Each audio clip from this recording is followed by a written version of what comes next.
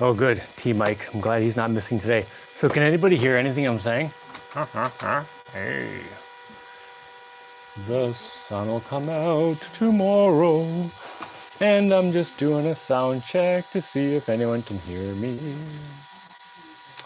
Or not. Oh, let's do my hair. Oh, nice hair. There we go. Hopefully someone can hear something I'm saying. Ah! Everyone can hear me. Well, Tomaters can hear me, and he counts as everyone. So, today I was going to start by talking about a little bit of conspiracy theory, which is just like super truthful stuff that certain people don't want to hear you, don't want you to know about, and a little bit about aliens. And first, I should give the disclaimer that Dashaina always likes to say, don't be a dick. If you ask any questions that you wouldn't want to answer yourself, just don't ask it. What's the other thing I'm supposed to say? Oh yeah, if you have a question, put a big question mark at the beginning through the little things here. It's easy to see if someone has a question. Joseph Blowmeister, where do you get this name? Okay, so I'm going to talk about a little bit of sort of the state of the world and how we got here and how we get out of it. Specifically regarding some certain things that I'm going to get to in a second. Okay, so like 70-ish years ago, we could make a lot more money if our light bulbs didn't last so darn long. And a whole bunch of people are just going, oh, I know where this is going. Yeah. So they said, look, if we sell someone a light bulb that lasts 20 years, they're not going to buy another light bulb for 20 years. So we basically lose a customer for 20 years every time we sell them a light bulb. What if our light bulbs lasted a shorter amount of time and broke sooner? Then we could sell more light bulbs and make more money. So they kind of played around with the numbers and figured out that if they sold light bulbs that would only last 1,000 hours, they would have to keep reselling them, but the 1,000 hours would be enough that people wouldn't give up on light bulbs. Because if you sold people light bulbs that lasted 2.5 minutes, people would just say, forget it, I'll use candles. But if you sell people light bulbs that'll last 1,000 hours, people will buy the light bulb, get it home, and like a month later or 2 months later, it breaks, and they're like, well, I guess I'll just go get another one. And they'll keep buying more and more. So this is kind of like a sweet spot between so short people give up on it and, long enough that they're not making as much money. So this kind of thinking maximizes the light bulb company's profits.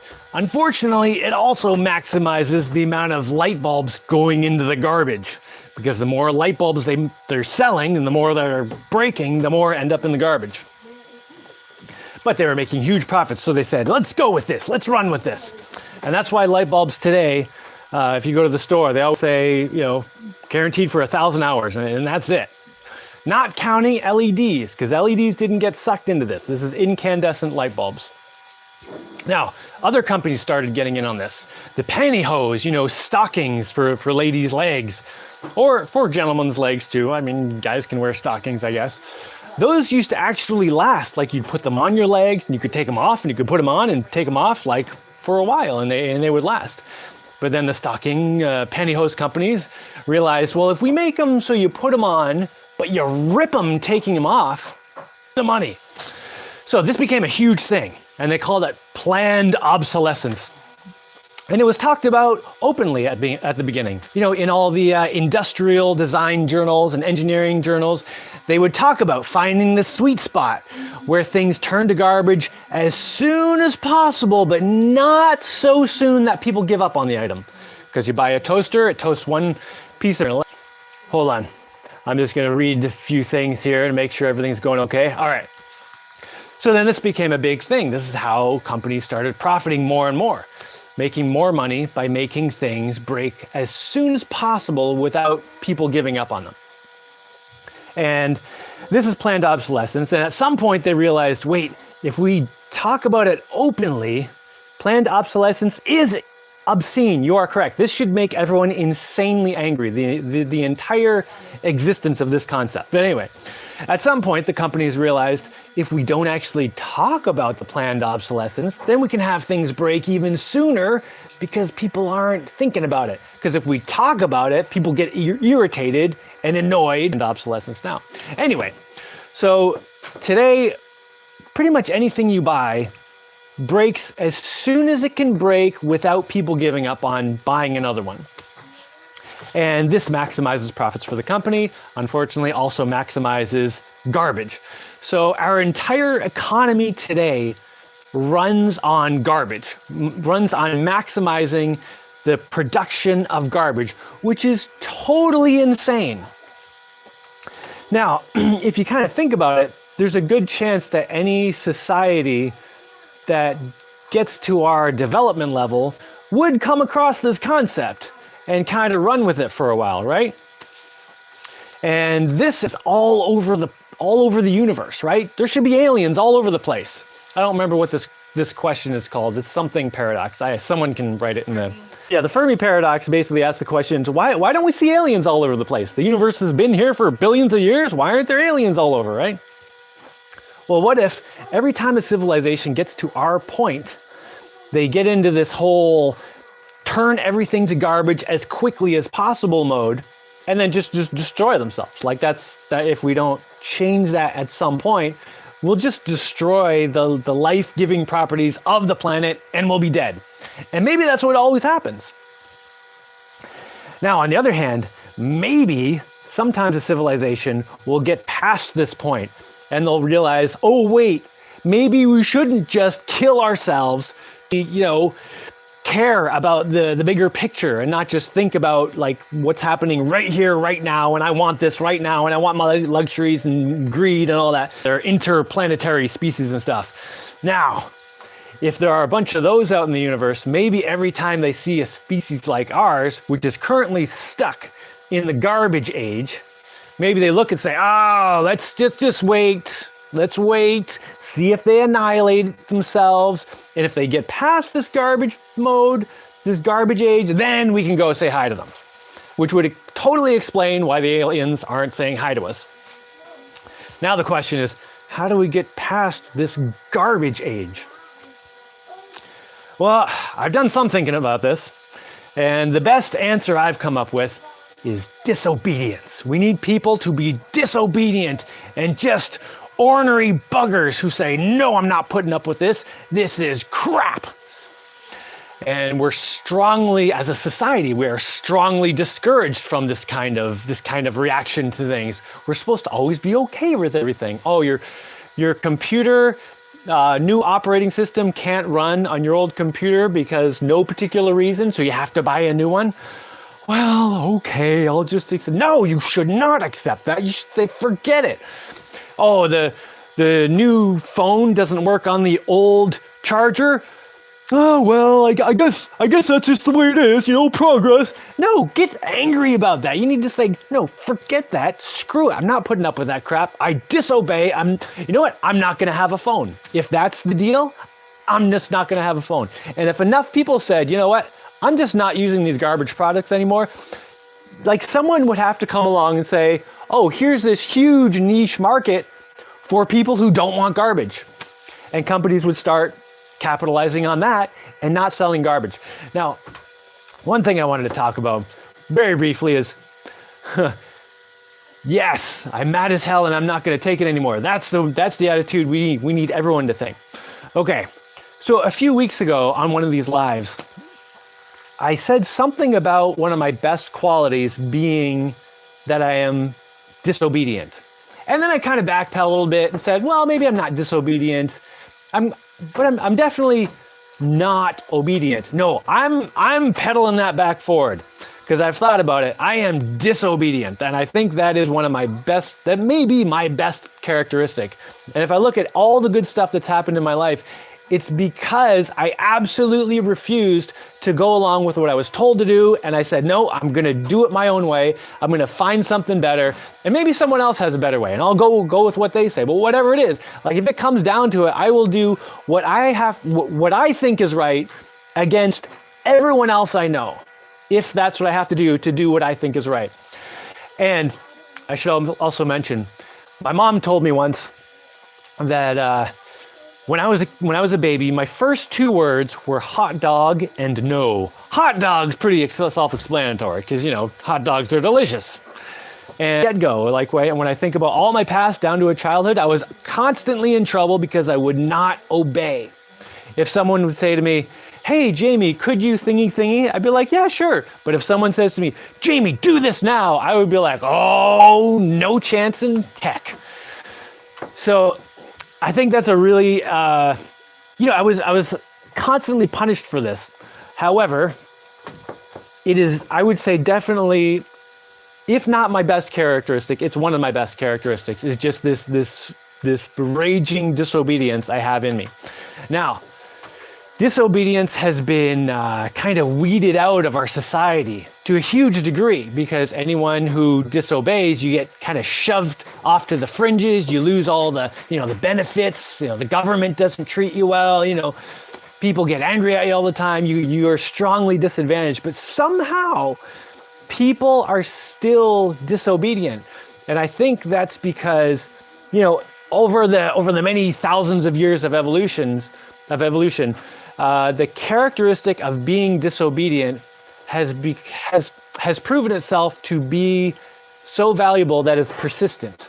Like, it keeps popping up in our evolution, even if it's kind of really crushed. So that kind of gives me hope that there are still people out there, even with all the pressure to obey. There are still people out there who are disobedient, and those people are the future. And all the people who obey, they kind of need to get weeded out, to really have a chance at a prosperous human future. There's one other thing I want to say. What was it? I was talking about. No, I think that's pretty good. So how's that for a good start? How long have I gone on? I've gone on for almost 15 minutes already. All right.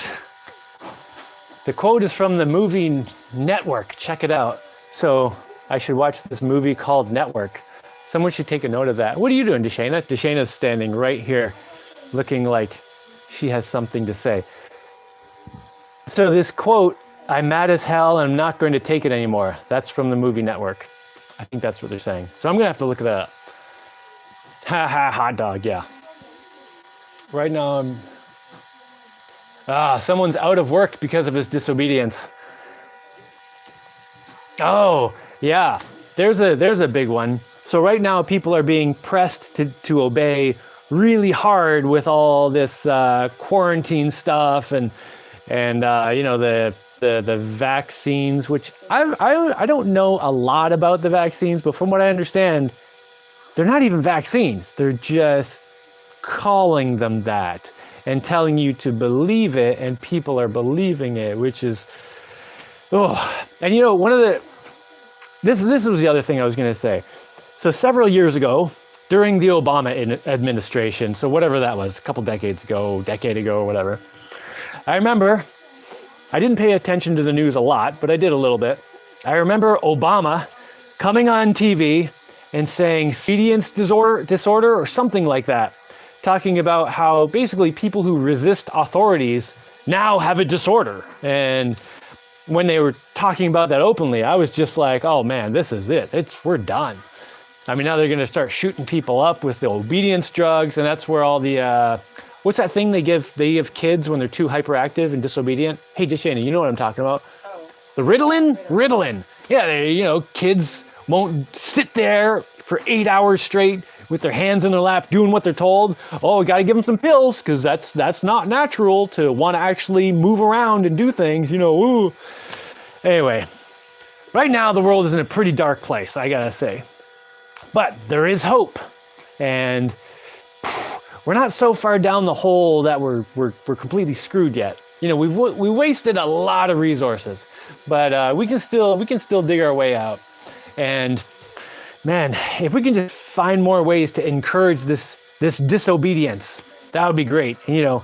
I know people who are authorities hate everything I'm saying right now, but authorities in general, the entire concept of authorities is something we need to get rid of. Because a leader should not ever have that position because of authority. A leader should only be a leader because of their excellent example. And if they're not putting forth an excellent example, then they should not be the leader.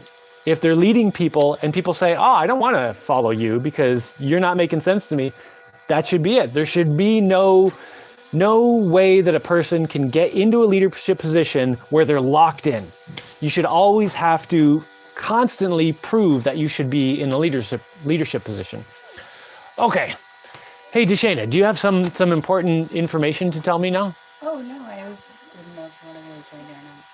The people who obey just need to see more people standing up for what is right. Yes, we need more people to stand up for what is right. That's a huge thing. That's why I started the whole adventure builder philosophy thing. Mostly it was just to keep myself on track, to keep myself not even doing the right things, but thinking, figure out what the right thing to do is. So I have, these posters up in my house that have a bunch of virtues and kind of tell me give me ideas of how I should be behaving all the time to be able to do the right thing. And actually, I just made a new adventure builder poster yesterday, the big circle one. I think it was in the thumbnail to this video. It's the big circle one with all the 8 virtues and mind, body, and spirit. And, I made a big poster-sized one because I used to have a big poster-sized one, but it didn't make it to Panama. It's one of the many things that got lost in transit. But, I made it as big as I could with a piece of recycled packing paper. And I drew it first in pencil, and I did a better job on this one than the original one. It looks much nicer. Well, at least I noticed. And then, traced everything with permanent marker and then colored it in with my old crappy crayons, some of which are falling apart and stuff because they were really cheap and, the humidity was making them crack apart. And so I got it all colored in and did a good job. And then 2 hours after I finished that, I got 200 new crayons because someone sent me them off my Amazon wish list. Thank you so much. That was amazing. So I think I'm gonna have to go draw a whole new one and use my new crayons. The good ones are Crayola crayons. I don't know. They seem to be pretty good crayons. Have you ever had problem with Crayola crayons? Yeah, I like the Crayola crayons. I don't like to go around pushing brand names or anything, but they seem to be doing a good job. Because I have some other packs of crayons that just fell apart. Do you want to come sit? Oh, sure. Oh. We are being forced to have 3 injections, or you cannot work, travel between states. Even hospitals are closed to the unvaxxed unless they need to be admitted. Yeah, isn't that crazy? How you can move over a bit. If you 5 years ago talked about the world as it is today, people would say, "Oh, that'll never happen. That's crazy." But then the whole world got locked in their apartments and houses for a year and a half, and now you can't do anything without getting shot up by questionable drugs. Am I distracting you? No, you're fine. Do you want to switch sides? Yeah, if you want. Okay.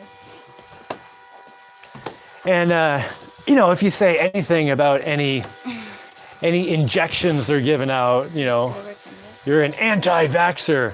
Well, you can also be totally for vaccines and still be against being shot up by weird unknown stuff. Especially since, say, now I don't want to get into what I generally think about vaccines. I think I'll get into it a little bit. I think generally in the long term, vaccines are a bad thing because, the more vaccines you take, the more you have to keep taking, and you can't just keep piling them up because eventually you're just taking too many things, and for a human to survive, they need to rely on getting so many injections that the species becomes unviable. Maybe that's another reason species die out. But in the long term, if people don't get vaccines and just chunks of the population die out now and then the population that's left ends up being healthier. Of course, it's not that simple because in the short term, a bunch of people die and suffer and it's horrible. So, there's some discussion there. But putting all that aside, even if you're all for vaccines, trusting the pharmaceutical companies that are making them and the pigs running those pharmaceutical companies, I think that's just insane. Because they are just trying to make money. They don't care about doing a good job. So what are you talking about today? I'm just the interviewer. Oh, do you have some questions? I do have some questions, actually. Question. There's one right there. Okay, This guy said. Can I ask the question? Yeah. Or not? Okay. Yeah. I'm gonna beat you every time you take my job away from me. Any- Stop it. All right, go ahead. Do your job. Any updates? Come on, do your job. Quick, You go. do it. Any updates on your roof for the dome? And you were waiting for a shipment, I think, the last time. Yes, I'm still waiting for a shipment of stuff. Which leaves on June 2nd. So it should be here mid-June-ish. Mid-June, yeah. So like I still have like a month. I don't know what today is. It's the middle of May-ish? May 15th. Your birthday's in 2 days. You're gonna be so old.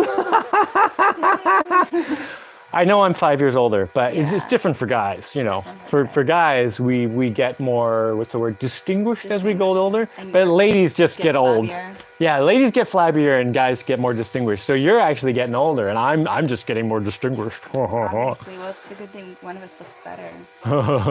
Shut up. So updates on the roof. Yeah, I think, I feel like I have a pretty good feeling about what I've got coming and the way I want to do it. I'm still not entirely sure how I'm entirely sure. I'm still not entirely sure how I'm gonna get to the whole roof. However, when I was originally building the roof, when I was building it from the outside, I had like a wood platform that I was leaning against the roof to like stand on that to reach up higher on the roof, and nothing was breaking. And that was with like pretty new concrete. And the dome wasn't even finished, so most of its strength wasn't there.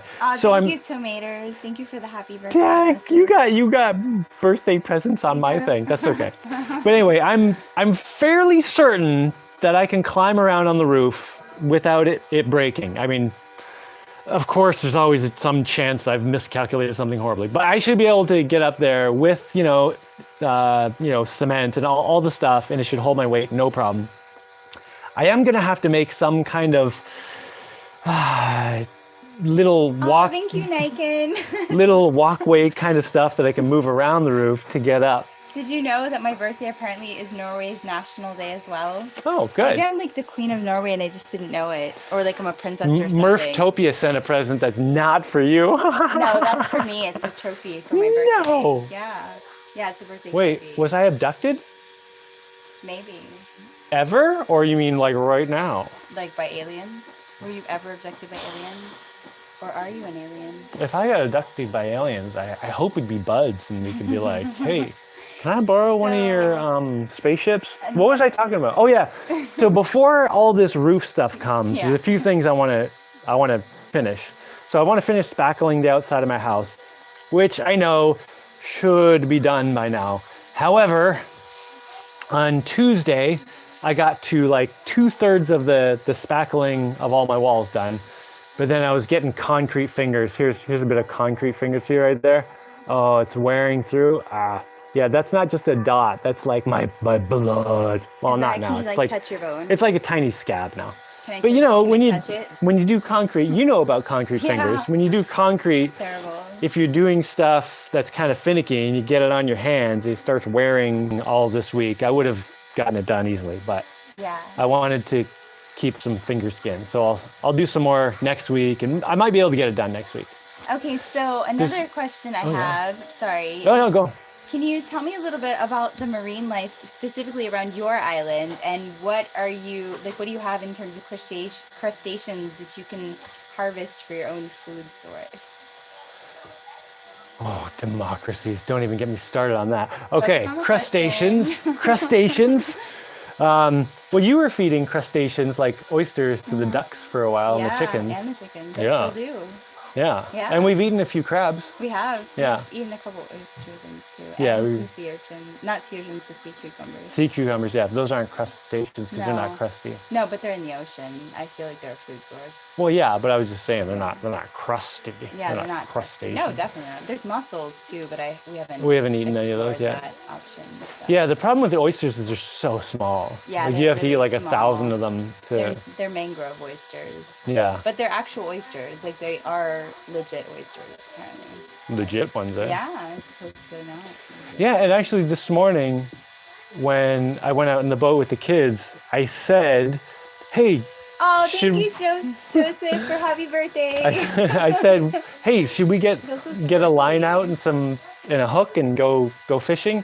But they were distracted and That's funny that you just started talking about that because somebody was just asking if you have a rod and a reel. I do not have a rod and reel. I have this like round thing that I have a fishing line wrapped around and a hook on the end. And I like that because it's just much easier to deal with than a rod and a reel.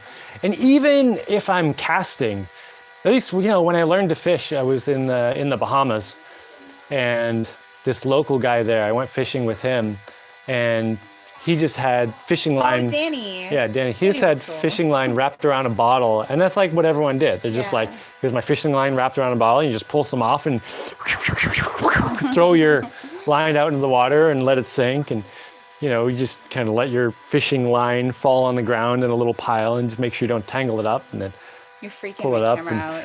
Yeah. That's why it's freaking out because you're moving so much. But now that I've done that, like the thought of a fishing rod just is, I don't want all that to deal with. So I just have like this like spool thing that's, I don't know, it's like about that big around, and it's got a hole in the middle so you can hold it easily. Kind of like Xena Warrior Princesses, like razor things or whatever, except not sharp, and you can wrap your fishing line around and then just pull it off and throw it out. Well, And it's interesting that to further expand on the question, like you're talking about how you go out to catch fish. And I think we are really wanting to try to focus more on how we can just grow our own fish. no, but I go out in the boat all the time. Yeah. Like I used to drag a line all the time, and I should start doing that again. Yeah. Yeah. It's one day I'll just start doing it, and then I'll be doing it all the time after that. But we do also have the fishing trap, So to which is further great. expand on that, I actually met a lady when I went into town on Friday. You met a lady? I met several of Was them. she cute? All right, never mind. So I made a couple new friends, and they're all like in the plant world, sort of. And this one lady, she actually raises tilapia, and Oh, no way. they have these. She has these plants that they grow in their rain catchment ponds. They're called water hyacinth, and apparently they Is she in provide. Solarte? No, Okay, she's on different East person. Epsilon. She's Cool. in Big Creek.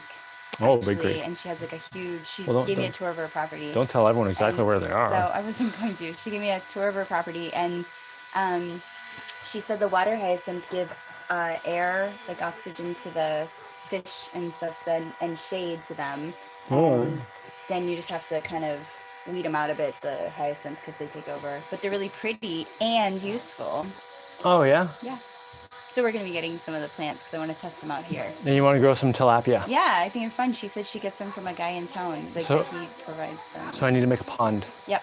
How big a pond does it need to be? I don't know. I was thinking. I mean, I'm gonna look it up, but I was thinking like maybe like the size of the circle to start with. The circle? That little circle right there. Oh, just like a meter across or something. Yeah, Just a little just pond. to give it to kind of test it out. You can Okay, always cool. Make it a little bigger as we go, but. Oh, I want to make it. If I'm making a pond, I'm making like something I can jump in.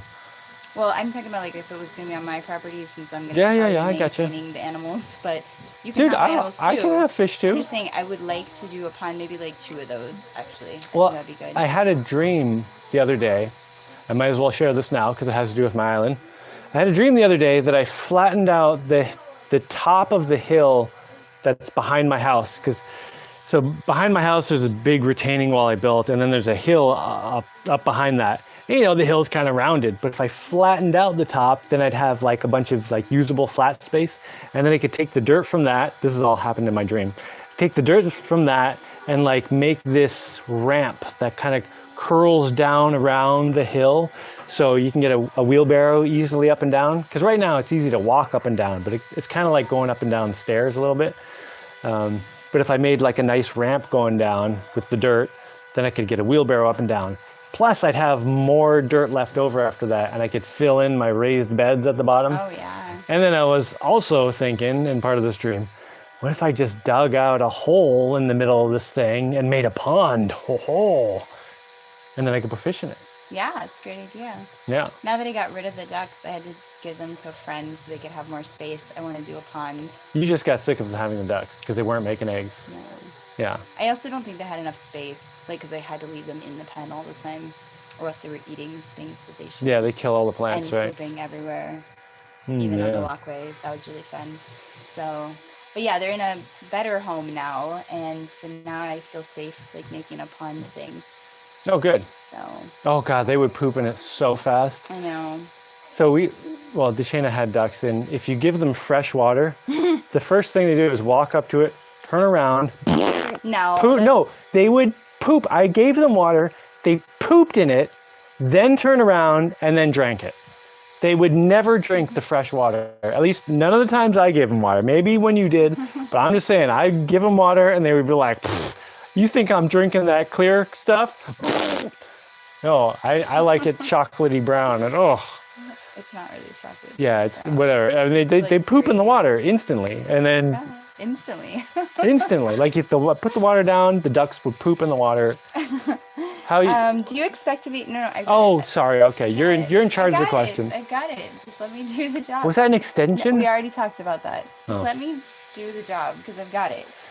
We do have pistol shrimp. They are so loud. Yeah, they're pretty funny. Tell about the story how we were trying to figure out that sound in the houseboat for like So- 2 years. No, it wasn't that long. That's But a really long time. no, it was like in the first month I figured it out. So I built this big houseboat and we moved into it, and I just want to remind you guys to write question at the top of your questions, please, because I will ignore it because I won't know it's a question. Well, you won't ignore it. You won't see it as easily. Like, I mean, it'll go, yeah. It's just easy to see if it says question at the Questions, beginning. big capital letters. Yeah. Okay, moving on. So I built this houseboat and we all moved into it, and I made it way huger than I needed to because I wasn't sure how long we were going to be in it. If I knew it was just going to be like a month, then we'd get land, I would have made it way smaller. And it was literally a month. I know. We moved into the houseboat, and a month after we moved in, we got land. Anyway, so we moved in. Nice. We moved into the houseboat, and I kept hearing this popping sound, like I don't even know how to make it, like just this constant popping. And I was thinking, oh, is that like the fiberglass, like just slowly cracking apart? The plywood. Or like the wood inside, like it just sounds like something is coming apart. And I built this huge thing, so maybe it's just like all over the place. There are little cracks just slowly coming through. And I was just like, man, it's just constant. And I go to sleep at night, and all I could hear was like all this crackling. Yeah, it's kind of like popcorn. Yeah, like the crickly. But like loud stuff. popcorn. Yeah. And then finally I looked it up, and someone else was having the same situation, and they were parked at a marina, and they asked, and they were like, oh yeah, that's just the pistol shrimp. Yeah. So it's these shrimp that they're like little tiny things. Yeah, we found them.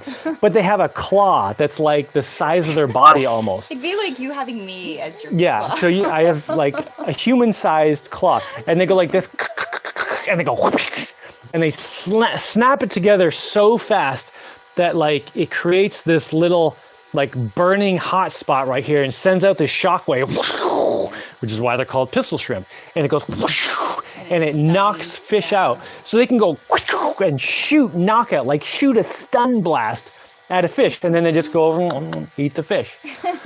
Isn't that crazy? I remember, I knew about them because I saw them on TV when I was a kid, and I was like, whoa, there's like an actual animal with that like fires, like, stun blast. That's crazy. And now they're just all over the place. So speaking of property and like improvements and stuff that you want to make, have you ever thought about maybe doing some drone footage? Have I ever thought about it? That's my favorite question. In all the years of my life, I've never thought. So that way people can see kind of like the cool development of it, or Well, is that something you would consider doing? I don't know. Maybe. Okay. I used to share like a lot. Like I would just share everything. But then like people would show up all the time. Like they owned the place. Like they were so familiar with my home that they could just like walk in and be like, hey Jaimie, how you doing? Yeah, I've got this thing. Oh, I see what we're working on here. And I'd just be like, whoa, who are you? Why are you coming into my house? Oh, Jaimie, we're like buds. We're YouTube buds. I know everything about your house. I know everything about you. And dude, it is like, try to see that from the other perspective. Like say someone just comes up to your house doesn't knock on the door, just walks in. It's like, hey, how you doing, man? I'm gonna help you with those stairs Yeah, you were it's kinda working on, creepy. and like, yo, what are we making for dinner? And you're just like, what?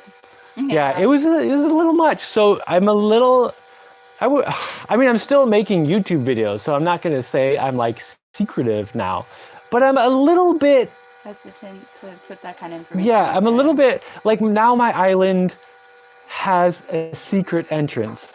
And I'm not gonna like give out diagrams to the secret entrance, and I don't want to give diagrams to exactly how to get to my house, because I used to do that. I used to just be like, oh yeah, here's a map to my house, here's how you get here, you know, you go this way through a thing, and then people would do it. So basically, it's like kind of a 50-50 shot that we could get some drone coverage of like. I don't know, I'll have to think about it. Okay, so I'm wondering if you've ever heard Well, of. I would do some drone, yeah, I don't know. Well, Let's I'll just think about it.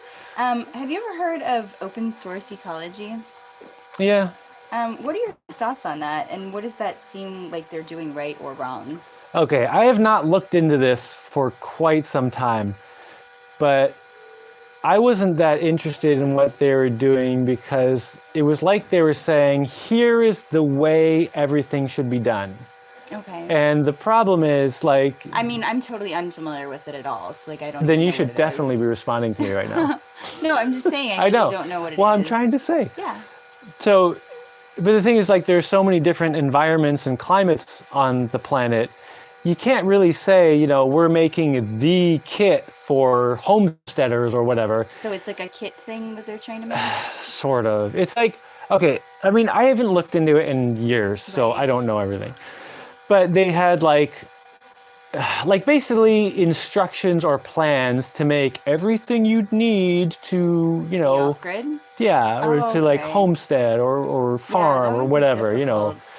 But the thing, yeah, it's totally environment dependent, and I think it should be presented more as, here are some things Yeah. that can be useful in this kind of place. Like, Got it. if I were going to try to Ah! if I were going to try to present, oh, you drive me nuts. If I was going to try to present the skills you would need that would be applicable anywhere, it would not be a set of instructions of like machines to build. It would be more like a philosophy of ways to think. You know, like you trust yourself, have an open mind, look at your resources, try to figure out what to do, you know, that kind of thing. Do you think there's a way that people could maybe... But anyway, let me just finish. Okay. Just 1 second. So I think what the stuff they're doing is useful, but not as useful as they're presenting it. So I mean, it's useful in a narrow, within the bubble of the kind of stuff they're doing, and yeah, I think there's a lot of open-mindedness missing. Now, again, I have not looked into this in years, so I don't know where they've gone in recent years or whatever. So go ahead. If you were gonna package like an idea to create some kind of system that basically anybody could sort of pick this up and start and feel kind of confident-ish in like going off grid, like, do you think you could make it in a way where it could apply to various climates? Like, you might have to make 6 different kits. Okay, but here's one of the major problems with this, and this is with the open source eco whatever thing it was too. If you're going to give people instructions and say this is the thing to do, you're relying on them having access to the same resources that you have. right. And everywhere you go, there's different resources. And one of the most important things, I think, in terms of building things and going off grid, like half the point of doing this is to try to live a better life, right? Right. So if you're trying to live a better life and, you know, make the world a better place, you need to figure out what resources are available in the place where you are. Probably start with garbage, because there's so much garbage right now. Like, figure out what people are throwing away, you know, like tires, for example. Like, that's one that always comes up. Like, you build a house out of tires. Here, tires is not a good option because No. boats don't have tires. Like, yes, I could track down tires, but this is not the place for tires. Like, if you're like on mainland where there are roads and lots of cars, then tires. But a place like this, there would be other resources, you know, like like old wrecked boats, for example. And, you know, you can get parts off those and stuff like that. Cool. So like I would never want to try to define some kind of set way to do anything, because it's always going to depend on what resources are available to you, who you are, what you're trying to do. Like there are too many variables. And going back to the disobedience thing, if I'm giving out some pre-made instructions on how to live your life and you take it, well, you're the past, you're not the future. So The people of the future are the ones who are like, well, I see what you're doing and that's useful information, but there's no reason I would take that verbatim and say, this is what I'm doing too. Like you look around for different ideas and then you process it in your own head and figure out what to do from there. So there really is no way to make like a prefabricated. Yeah, there's a way to do it, but it's a completely useless waste of time to do. So I mean, I could also shove my entire finger up my nose, but then I would... You used to do a lot more welding than you do now. What's up with that? Is this another question? Well, I just haven't set up... Expand on that before you go into it, but because the other day you did a video on, you were making a rocket stove thing, and I feel like you could have welded a lot of the stuff in there. No, the metal's too thin. Oh, okay. It would melt through so fast. Yeah, 'cause I was kind of wondering why you didn't, and I was like, I think you would just do it if you could. That's because you don't know anything about welding. No, I don't. I'd be like, why aren't you sewing with tissue paper? It's like you just blow right through it. So yeah, like thin metal is not the best to weld because it melts through too easily. Why is that? Because it's thin and it melts fast. And so it melts when the other stuff is touching it. Yeah, right? like you have to put a very small amount of heat or else you'll melt right through and just turn it to liquid and it ends up on the ground. So is welding like really kind of like a very technical skill you have to learn how to do? Like you couldn't just start welding. No, you gotta like learn how to do it. It's kind of like sewing, sort of. Yeah. Except sewing, you could at least like... half-ass it. I mean, if you're sewing with a sewing machine, you could put a piece of cloth there, push the pedal, and as long as someone has threaded it and set it upright, it would sew a line. But like welding, like, yeah, you have to have the coordination, you have to know like what you're looking for and what you're doing. If somebody wanted not just melt through. Get into welding, like what would you recommend? No, don't get into it, you get melted then.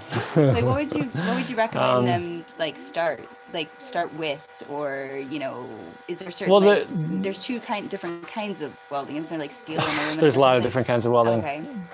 Well, I would say just pick something so you can TIG weld, MIG weld, or oxyacetylene. Easier than the others to like. No, I wouldn't say any of them is easier or harder. There's different things you can do with each one. So like if you want to do kind of precision stuff, I would go oxyacetylene welding, but then you're limited to steel. Right. Why is that? Oh, you really want to get that deep into it? I mean, well, because like I don't know, you might be able to weld aluminum that way, but I don't know of anyone doing it, and I suspect that heating up the metal, the problem, okay, steel turns into kind of this gel state. Okay. And then it'll stick together. Something like aluminium, it doesn't really turn into a gel state when it gets hot. It just turns right into liquid. So if you get it hot enough to weld, like you have to let it cool down really like immediately, or else it just runs into the floor. Right. So if you're heating up aluminum with an oxyacetylene torch, you're heating it up slowly. So you're getting a bunch of metal up to that temperature and it's all going to turn to liquid. Now, I don't know for sure this is how it would happen. It might also just be too hard to heat it up because you can't heat it up fast enough because the aluminum transmits heat so quickly. But steel transmits the heat slower, so you can do it with an oxyacetylene torch. But anyway, if you do it with electricity, like a MIG or a TIG, the electricity basically makes these tiny little like lightning bolts that melts the stuff really fast. So you can melt something like aluminum and weld it, and it'll heat up and cool down fast enough that it doesn't turn to liquid and run all over the floor. Like it turns into liquid like real quick. Like you want it to not stay liquid. But anyway, it just depends on what you want to do. and what you have access to. Like Right. if you have basically unlimited electricity, you know, like you live in a city, you can plug anything in. I'd probably start with a MIG welder and just get like $100 MIG welder. Like they have them at Harbor Freight. My dad got one time. I think it was like $109 or maybe. Oh wow, that's kind of I cheap. mean, it was like $100, and you could put the steel wire in, and you could just it wasn't the best welder I'd ever used, but it totally Got worked. the job done. Yeah, I actually used it on a Jaguar, like So a sports car, and I did a good enough job that it was, you know, I didn't screw it So I up. want to kind of come back for a moment on the But if you were like living somewhere with no electricity, oxyacetylene. But then it also Okay. depends on what metal you want to do. right. You could do oxyacetylene and braise aluminum, which is supposed to be Not pretty like good too. cooking, braise it. You don't have to heat the metal up enough to liquefy it to braise it. Right. So that's why brazing is easier. All right, what's your question? So I want to come back to the environment thing. Oh, that you we got were the chat right here. No, stop it. Oh, you got the whole thing that yeah, comes I up do, here I on your do. thing. It's way less I was distracting. wondering why you weren't Yeah. singing It's anymore. way less distracting. Oh yeah, go ahead. Is that good? Yeah, Okay, read the thing. But now I can't see what the people are don't saying. touch the thing. Okay. I think the bottom line is recognizing what is right. If you're doing something that doesn't interfere with the rights of anyone else, Why should I care what you're doing? It's none of my business. yeah, I agree with that. Like, you know, people should basically do whatever you want to do as long as it's not interfering with someone else's ability to do whatever they want to do. And then I want to do this the and you're troll's interfering with it right now. response is always, well, what if I want to go around murdering people? And like, if your brain is turned on at all, it's like, obviously that doesn't qualify because that would be preventing them from doing what they want to do. Okay, well, let me tell you this because then I want to come back to something that's related to that that's come up. I'm in a just few going to make comments. faces at the camera for a while. Okay, so regarding the environment thing, exactly. Oh, yeah. You know, I agree about a universal kit is very difficult, but Well, I don't think it's even maybe- useful, but maybe like a modular thing where you could document context would be the key. I mean, that's fine. I mean, I don't think, okay, I think what's going on here is people are talking about like ideas of how to build certain things, but instead of seeing it as what it is, trying to say, okay, now it can be everything, but it's not going to be everything. Like someone can say, well, here's how you could build a lumber mill. In Alaska. It is not the lumber mill. Here's how you could build a tractor. It is not going to be the tractor. Like, I built a little bulldozer here. I would not recommend to everyone in the entire world that you should build that bulldozer. That's the bulldozer I needed for here, that was useful for here, that was great for here. But like, just to try to come up with some kind of thing that's going to be universal for like everyone, it doesn't make sense. Plus, it only applies to people who are going to do what they're told. Right. So, you were just talking about something, and I wanted to mention it. Gosh, because there was something I was reading about. I want to go. It was about law. No, hold on. Okay, go ahead. Something I think you're gonna want to talk about. Oh, I want to talk about this. You were talking about the other day in one of your videos how like differences is the spice of life, and the differences in people and their personalities. You're and so stuff. spicy. Yeah. And so somebody commented to that saying that, well, yeah, it's, you know, imperative that people are able to do what they want to do within the confines of you have to have laws and you have to have consequences. But I mean, I would disagree with that. Yeah. Because I feel like the natural consequences would be enough to deter people from making really bad choices. Okay, I think the problem today is that we've gone so far down the having rules and laws route that we could not possibly just turn them off, because so much of our behaviors is governed by rules and laws. But the more I've learned about life and living, and the more different cultures I've experienced and stuff, the more I think rules and laws that are coming from authority are basically worthless. And the best example I have for this is when I lived in Alaska. I wasn't there for a huge amount of time, but like long enough that I was there. Did you go there 2 different times? I went there 2 different times. I was there for long enough that I was living there, you know. And it was this little town called McCarthy, Alaska. It's like 60 miles past the last piece of pavement. The road's not always open because sometimes it washes out, and then for months this little town is just cut off. And I think the wintertime population is like 25 people or something. I actually stick it out through the winter. And so the nearest cop is like 3 hours away, if the road is open. And people there just take care of stuff. And everyone has a gun, everyone watches out for each other. And if anyone starts causing trouble, that person very quickly is dealt with in whatever way needs to happen. Do they murder people? Yes, there have been people killed. Oh my God. That's so uncivilized. Yeah, no, well, but it was just this person is going around. Well, there was someone, I can't remember exactly what happened now. I think they were actually going around murdering people. There was a serial killer there, a couple years before I was there. And I heard the story, and this person, by the time they got to the third house, they opened the door and just got blown away. Wow. Just shot dead. Because pretty soon word got out, paying attention, and they're like, don't mess with me. I'm not gonna sit here and just accept it and just call the cops and hope they come and fix it. No, if there's a problem, I'm dealing with it. So there was also someone who was stealing things. Jesus. And dude, that happens all the time anywhere you go. But it's just. But the thing is, both of this was the only two, and this is over a 10-year period that people were telling me about, these troublemakers. This is the only two people who caused trouble during this whole time, because the murderer got taken out pretty soon, and the thief, pretty soon after they started stealing things, people started talking, figured out who it was, and then it was okay, now this person is no longer welcome in the community, basically, and they were just shunned, and is no longer welcome in the community, basically, and they were just shunned, and they had to leave.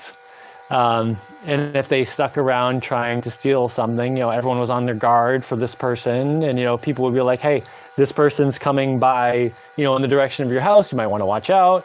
And people took care of stuff themselves, and there were no rules, no laws.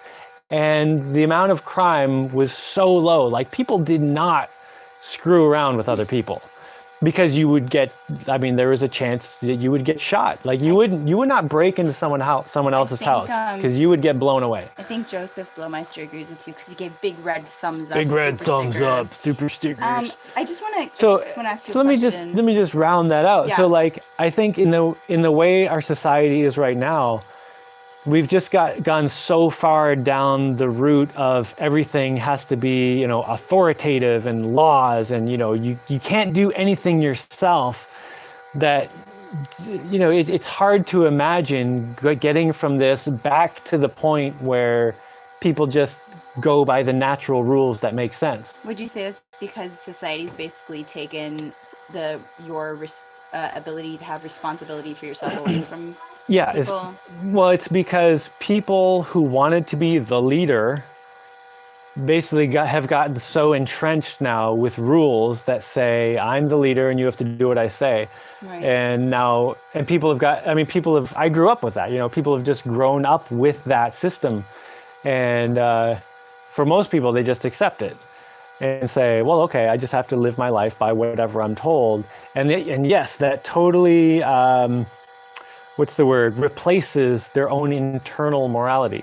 Right. So most people have no internal morality, and I wouldn't even say it's their fault necessarily. I would say it's their fault for not fighting back, but just, it's not the natural, that's not the right. It's the default.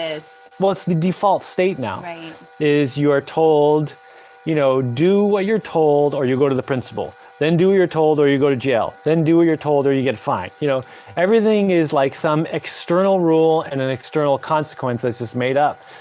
So little of our lives is do your thing and then you reap the benefits or the negative consequences that naturally happen. That's not really part of most of our lives anymore, which is a huge reason I think everybody should have a garden.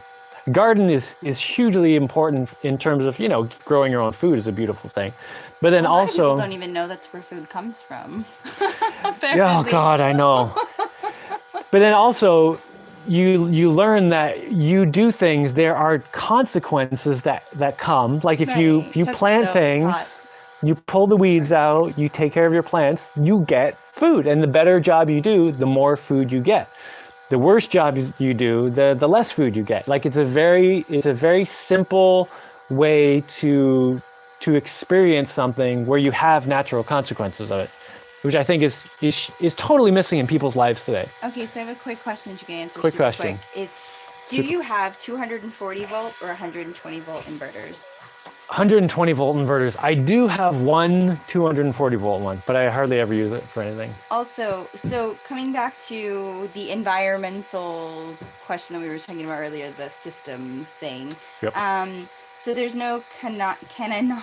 I can't even say this Oh, this word. is back to the Solution. This is back to the everything kit. Yeah, so, but there is, I think, a way to document different paths in a giant web of options where people document their own path. Like it would be like a collaborative map. Yeah, but okay, here's the problem. I think that is a great thing. I just think it should never become an instruction manual for how to live your life. Because So then what's it's like, here's some suggestions. Well, here's stuff Like that people have done and that have worked. Right. And see, the way it's useful is you could look at it and say, okay, I want to build a tractor like that one right there. Right. And then you could go and see how they did it and maybe see some of the mistakes they made so you can skip the mistakes and stuff. But then you come back to your own life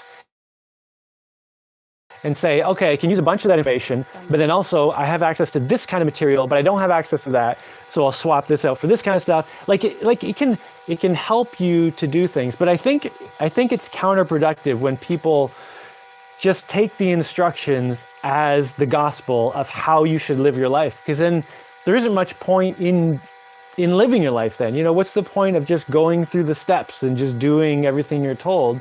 If you've got like a billion people all doing that, all doing the same thing, like what is the point of even being alive? Like, I think it's always important to yourself. Yeah, I think it's always important to keep in mind that you should be thinking for yourself. Even if you're doing something mostly like someone else is doing, it's always good to think, is there a way I can either improve this machine or use something that's more readily available to me, or somehow use up some garbage, like use some scrap in this, or somehow keep your own brain moving so you don't turn into the old dog who can't learn new tricks. Yeah, I would say I made a video about this recently. I tend to do that like when I'm cooking food, like is the best example I can get. Like I'll go and look up a couple recipes and see like what people have tried. And then like, oh, I don't have that. Well, what's kind of close to that? And then I start substituting things out, and then it's a completely different thing by the end. But basically, recipes are for babies. I'm just kidding. I used a recipe once when I was like 8 years old. So coming back to the thing about I'm just kidding. People use recipes about at school. rules and laws and consequences and stuff. Like, I mean, what is it specifically? Like, what specific rules don't you like? What specific rules don't I like? Like all of them. I don't like the whole concept of rules. Now, if you asked me this like 15 years ago, I probably would have picked out rules. But, the longer I've thought about it and the more I've experienced, the more I'm coming to the conclusion that just external rules in general are not useful. I have a good question. Yeah, go for it. Well, what about people who want to go around murdering people? Everybody knows you should not do that. You don't need a rule. This is better. All right, go ahead. Are you using Starlink internet, or do you have plans on getting it anytime soon? And it seems like you may be able to get a good sponsor from Elon Musk. We've already answered this question like every time we do one of these. Yeah, the Starlink costs what, like triple what we're paying right now? Triple. Quadruple or something? It's triple what we're paying right now. And our internet works well enough. Yeah. I don't need faster. I'm actually, in terms of the internet, I'm only online like once a week. When I come over to do this, like I'll go on the internet and... It's that yellow fly. Yeah, I see him over there. Yeah, and the longer I spend not online, the more I hate being online. It's Like a good thing you have me. like today I went online and I was like, oh, I should look up some, I should search for some parts for this lumber mill I want to build. And I go online and it's just everything is frustrating and annoying. And I'm like, okay, let me check my email. And it's like, pop up. And I'm like, no, I don't care about that. And I don't care about that. Go away. I think your baby's waking up. She needs to go to sleep. Oh, I'm gonna yeah, sleep go out for a put minute. that baby to sleep, yo. Anyway, so in terms of having internet, I don't really care about how, I don't even want internet at my house. How is the roof protection going? Yeah, I'm still waiting for materials for that. I answered that a little bit ago, so you can rewind. Yeah, I don't know what Calderita's Beach is exactly responding to, but I think there's a conversation going on in the Jaimie, we talk in the about comments how here. you- What? talk about Hold on. But this guy's talking about how local business owners give money to local politicians to profit more, and it's just a big mess of people doing the wrong things for money, and yeah, it's terrible. Talk about how you keep your motivation and drive when you're doing stuff that's, Whoa, don't pull on the wire. that's like really tedious. All right, Dashaina's question is, how do I keep my motivation and drive when I'm doing something really tedious? Well, I look at my beautiful children and say, oh, they could have such a wonderful world if I just followed through with this dang boring thing. That is actually partly the reason, in kind of a very specific way. But in general, Like, what would you when I'm okay, let's talk about when I was building my house, because that was a huge project. That took like everything I had to build the cathedral. And if it was a year of just building the thing, and it's not even done yet, just the main parts are done. And then before that, it was a year of like getting it so I could pull a boat into there, and landscaping this thing, and like cutting through the jungle, and it was a lot of work. And when I was like a year into that, and I hadn't even started, oh, there's a fly right here, and I hadn't even started making the actual building, and I was tired. I had nothing really good to look at even. That's the hardest point to stay motivated. It's kind of like the halfway point when you've done all the really grueling grunt work and have nothing really interesting to show for it. And I would just think about past projects I'd done. And the one that I think about probably the most is when I dug a road through the mountains in Vermont. Because when I started digging that, it was 1.5 miles of road, and it took me like a month and a half, almost 2 months. And when I started it, I had no idea if I could actually get there. Like, I wasn't sure if it was physically even reasonably possible to do this without machinery. And there were sections where I was going along a 45-degree slope, so I had to cut out a chunk here and then take that dirt and put it over there and somehow get it wide enough flat spot for my truck to get through, and then build rock retaining wall on the side so the dirt just didn't just fall off as I was driving and have my truck tumble down the road.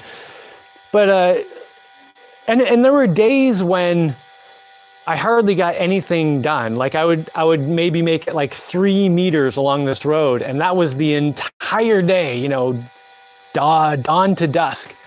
And I was tired, and just I would get home and just eat and go to sleep, and then wake up the next day and go some more. But somehow I just kept going and got to the end. So I think about that whenever I feel like, this thing is just, is this ever going to happen? It's like impossible. Like how? Then I think, no, that road was impossible when I started. But every foot, every meter I did made it more possible. And then like, by the time there was a couple weeks left, I was like, this is actually doable. Like I can see the end. It was funny because the end was along some really steep parts. It took a long time to do the end part, but when I could see the end, it was like, wow, look how much I've done behind, and there's so little distance left, even though it's a lot of hard work. So I just remind myself of that kind of stuff, and that really helps me get going. And then the other thing I also do, this guy says, it doesn't matter how slow you're going, just don't stop. And I would add one other little piece to that, which is if you do stop or even get sent backwards, don't let it stop you. Because when I did that road, there was one point when I was going along the road and I hit this rock, and it was a huge rock, and there was, without dynamite, I wasn't getting through it. And I spent a day with a pickaxe chipping away at this rock, but it became clear that, I could spend months. I'm not getting through this thing. So I had to back up 2 or 3 days, and then go a different route. But yeah, in one way, I was being sent backwards, but another way to look at it is I figured out that I can't go this way. So that wasn't actually going backwards, it was learning something. And then but I didn't lose my own momentum. I just went back and just kept going. So yeah, don't worry about slowing, don't worry about speed bumps or anything. Just keep going. And the other thing I think about is what something's going to be like when it's done. So the whole time I was working on my house, every time I started kind of slowing Pause for down. 1 second. I'm sorry, slowing down. Guys, if you're going to ask questions, please include the word question before the question, or like a couple of question marks, so that it's easier for me to see it when I'm scrolling through, because it's really tiny print that I'm looking at. Yeah. Okay. So yeah, I keep getting this image in my head. So when I was building my house, I would think, if I actually build this thing, it's going to be like this giant cathedral. It's going to be the best house in the universe. And it doesn't matter if you exaggerate, because to me, it's the best house in the universe. It doesn't have to be the best to anyone else. I just read something awesome about tilapia. All right, what? Apparently, they grow 2% a day in a 55-gallon drum. Oh, I want to kill that fly. No, I was going to smack it. There's a fly. There was a fly on the screen, but if I smack it, I'm going to knock the whole thing over.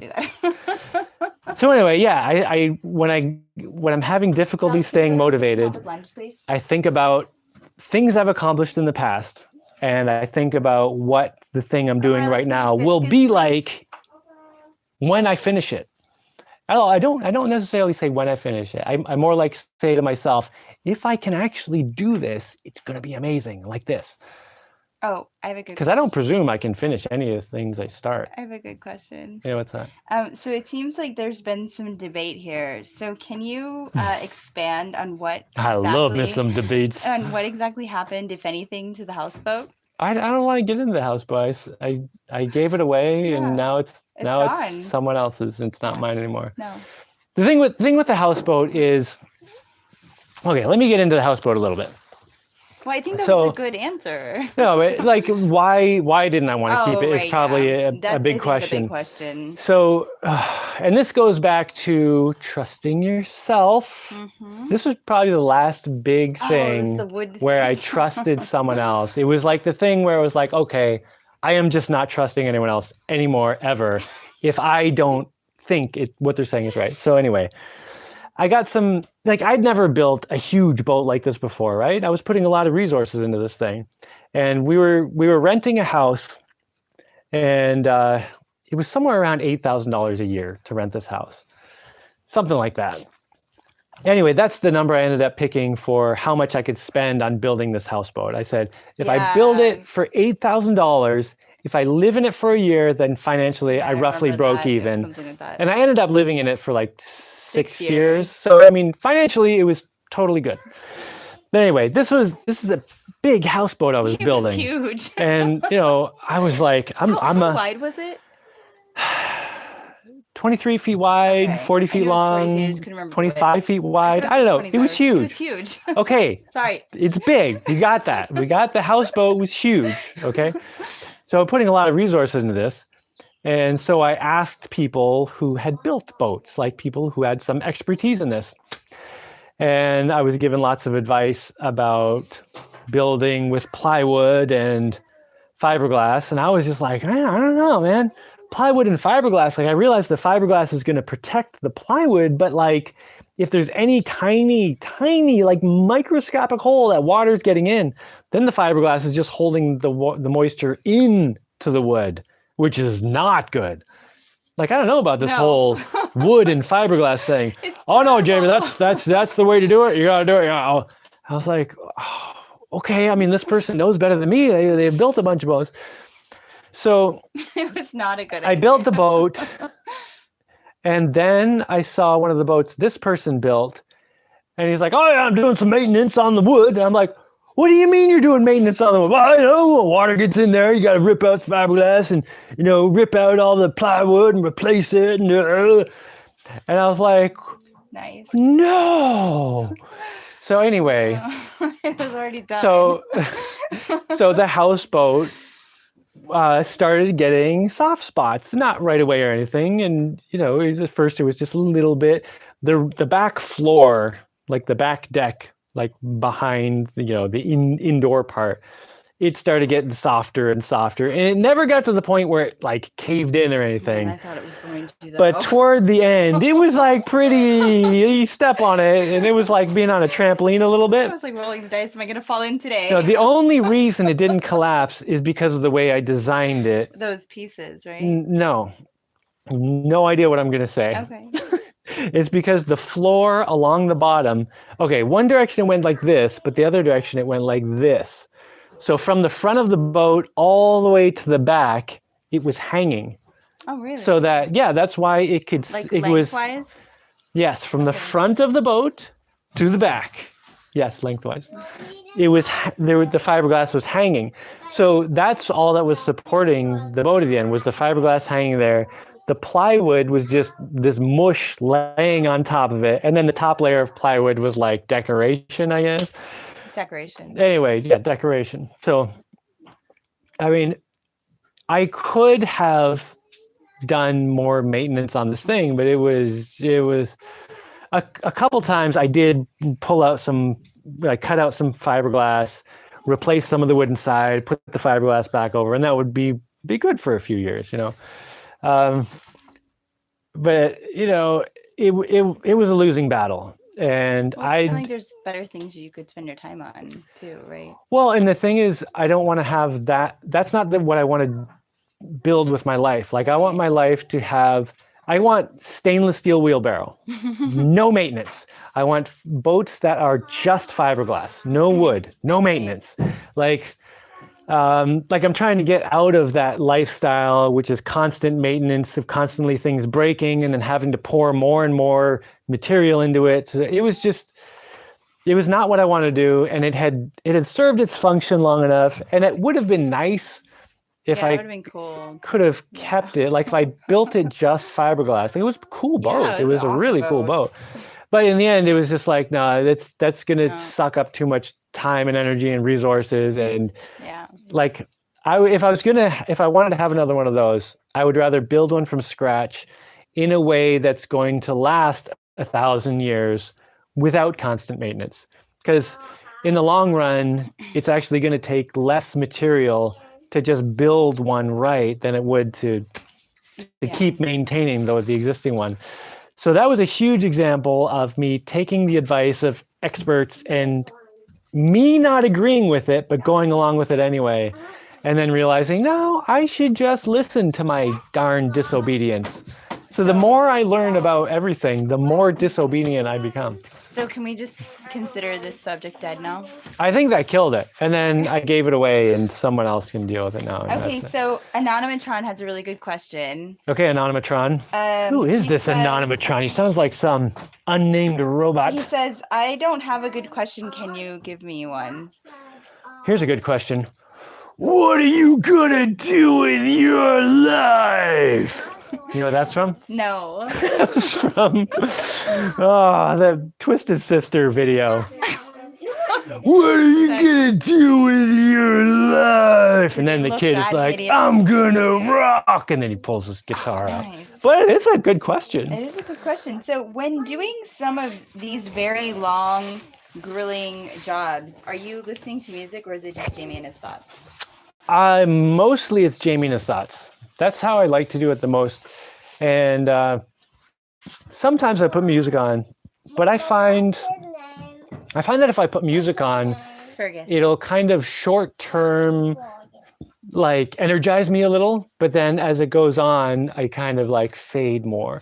Whereas if I have no music, I kind of continually increase my energy level. You know, it's like harder at the beginning, but then the longer I'm just in my own head, Start some beans. yeah, it's like the more I get everything lined up right, you know? Add vinegar. And the more if I don't listen to any music, I have more endurance. Yeah. Long term. Tom Lindgren. Tom Lindgren. What did you call him before? Lingering or something? Lindgren or something. Lindgren, right. He is curious to know if there are ever any visitors that unannounced visitors, uninvited visitors that just show up at my house, since my house is so like kind of. Your house is very visible. You do get visitors. Well, I'll talk about. Do you know the police were in my driveway apparently a couple days ago? I didn't even know, but Terry said she saw them as they were leaving. I guess they came to say hi. Yeah, I just didn't. They probably didn't think I was here. Yeah, the police have always been cool here. Yeah, We've never had any problems with the police. They brought you cookies. I was really bummed because dude, no. What if they brought you cookies again? Yeah. I was really sad about that. So I've messaged them. I've had a visitor recently. Yeah. Which is not a human. It's a hawk that's up on the hill behind my house. Like there's a dead tree and kind of under it, there's this hawk, like a really, really pretty hawk. And it had a nest with 2 little pink eggs. And a few days ago, I saw a little baby bird. It was just like this little puffball of cuteness. Was it in the nest? It was right. I think they moved their nest a little bit. Okay. It's in a slightly more more covered spot, I guess. Okay.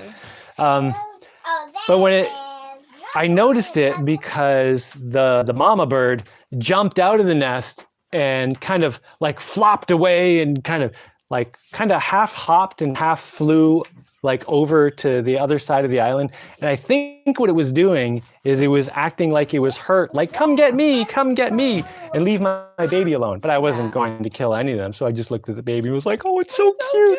And then I was like, okay, I'm not going to go over there. Yeah. And then the mama was back there yesterday. So. Oh, good. I'm glad. Yeah. Because I was actually a little. I've scared the mama off like 3 different times, but she's always come back. So I just try to not go in that zone. So a good question. At what age? I don't answer good questions. Well, that's a bad question. At what age do you think you would let the kids boat on their own from island to island, like from my house to your house? Or I have thought about that. Yeah, I've been thinking about that too. I don't know. Like I think I don't know what your answer would be. I want them to be like kung fu masters, like prepared to handle any situation by then. I think before that, I want them to drive their own boat with me, kind of escorting them. I have gotten Aurora to start driving from here to there in my boat. She drives my boat. Yeah. So she does the pedaling and the steering. Yeah. So I'm pretty sure like if I just said get in my boat and go do it, she could handle it. I think my concern is mostly like if it's windy, like could she handle that like on her own? Or anything. Like if anything happens, like I feel confident that she could like swim like but the mangroves or whatever, but I mean I feel like if it got really windy, I don't think she could pedal hard enough to compensate. But yeah, you also don't want her to swim back to the mangroves and lose the boat, because like losing the boat isn't just a trivial matter. Maybe here. Like that's how we can go anywhere. Like practice, grab the rope to go to the mangrove. Well, I should just leave an anchor on the boat, which I don't always do now because I don't usually. But yeah, if there's an emergency situation, throw the anchor over, let out as much rope as you need. My huge anchor is pretty good. It's too heavy for my boat.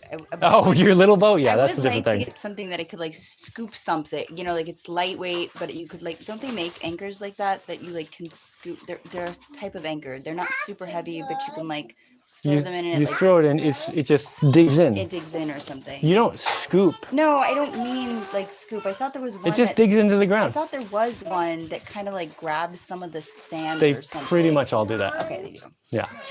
Okay. I don't know. I don't know anything unless you have bag of rock anchors.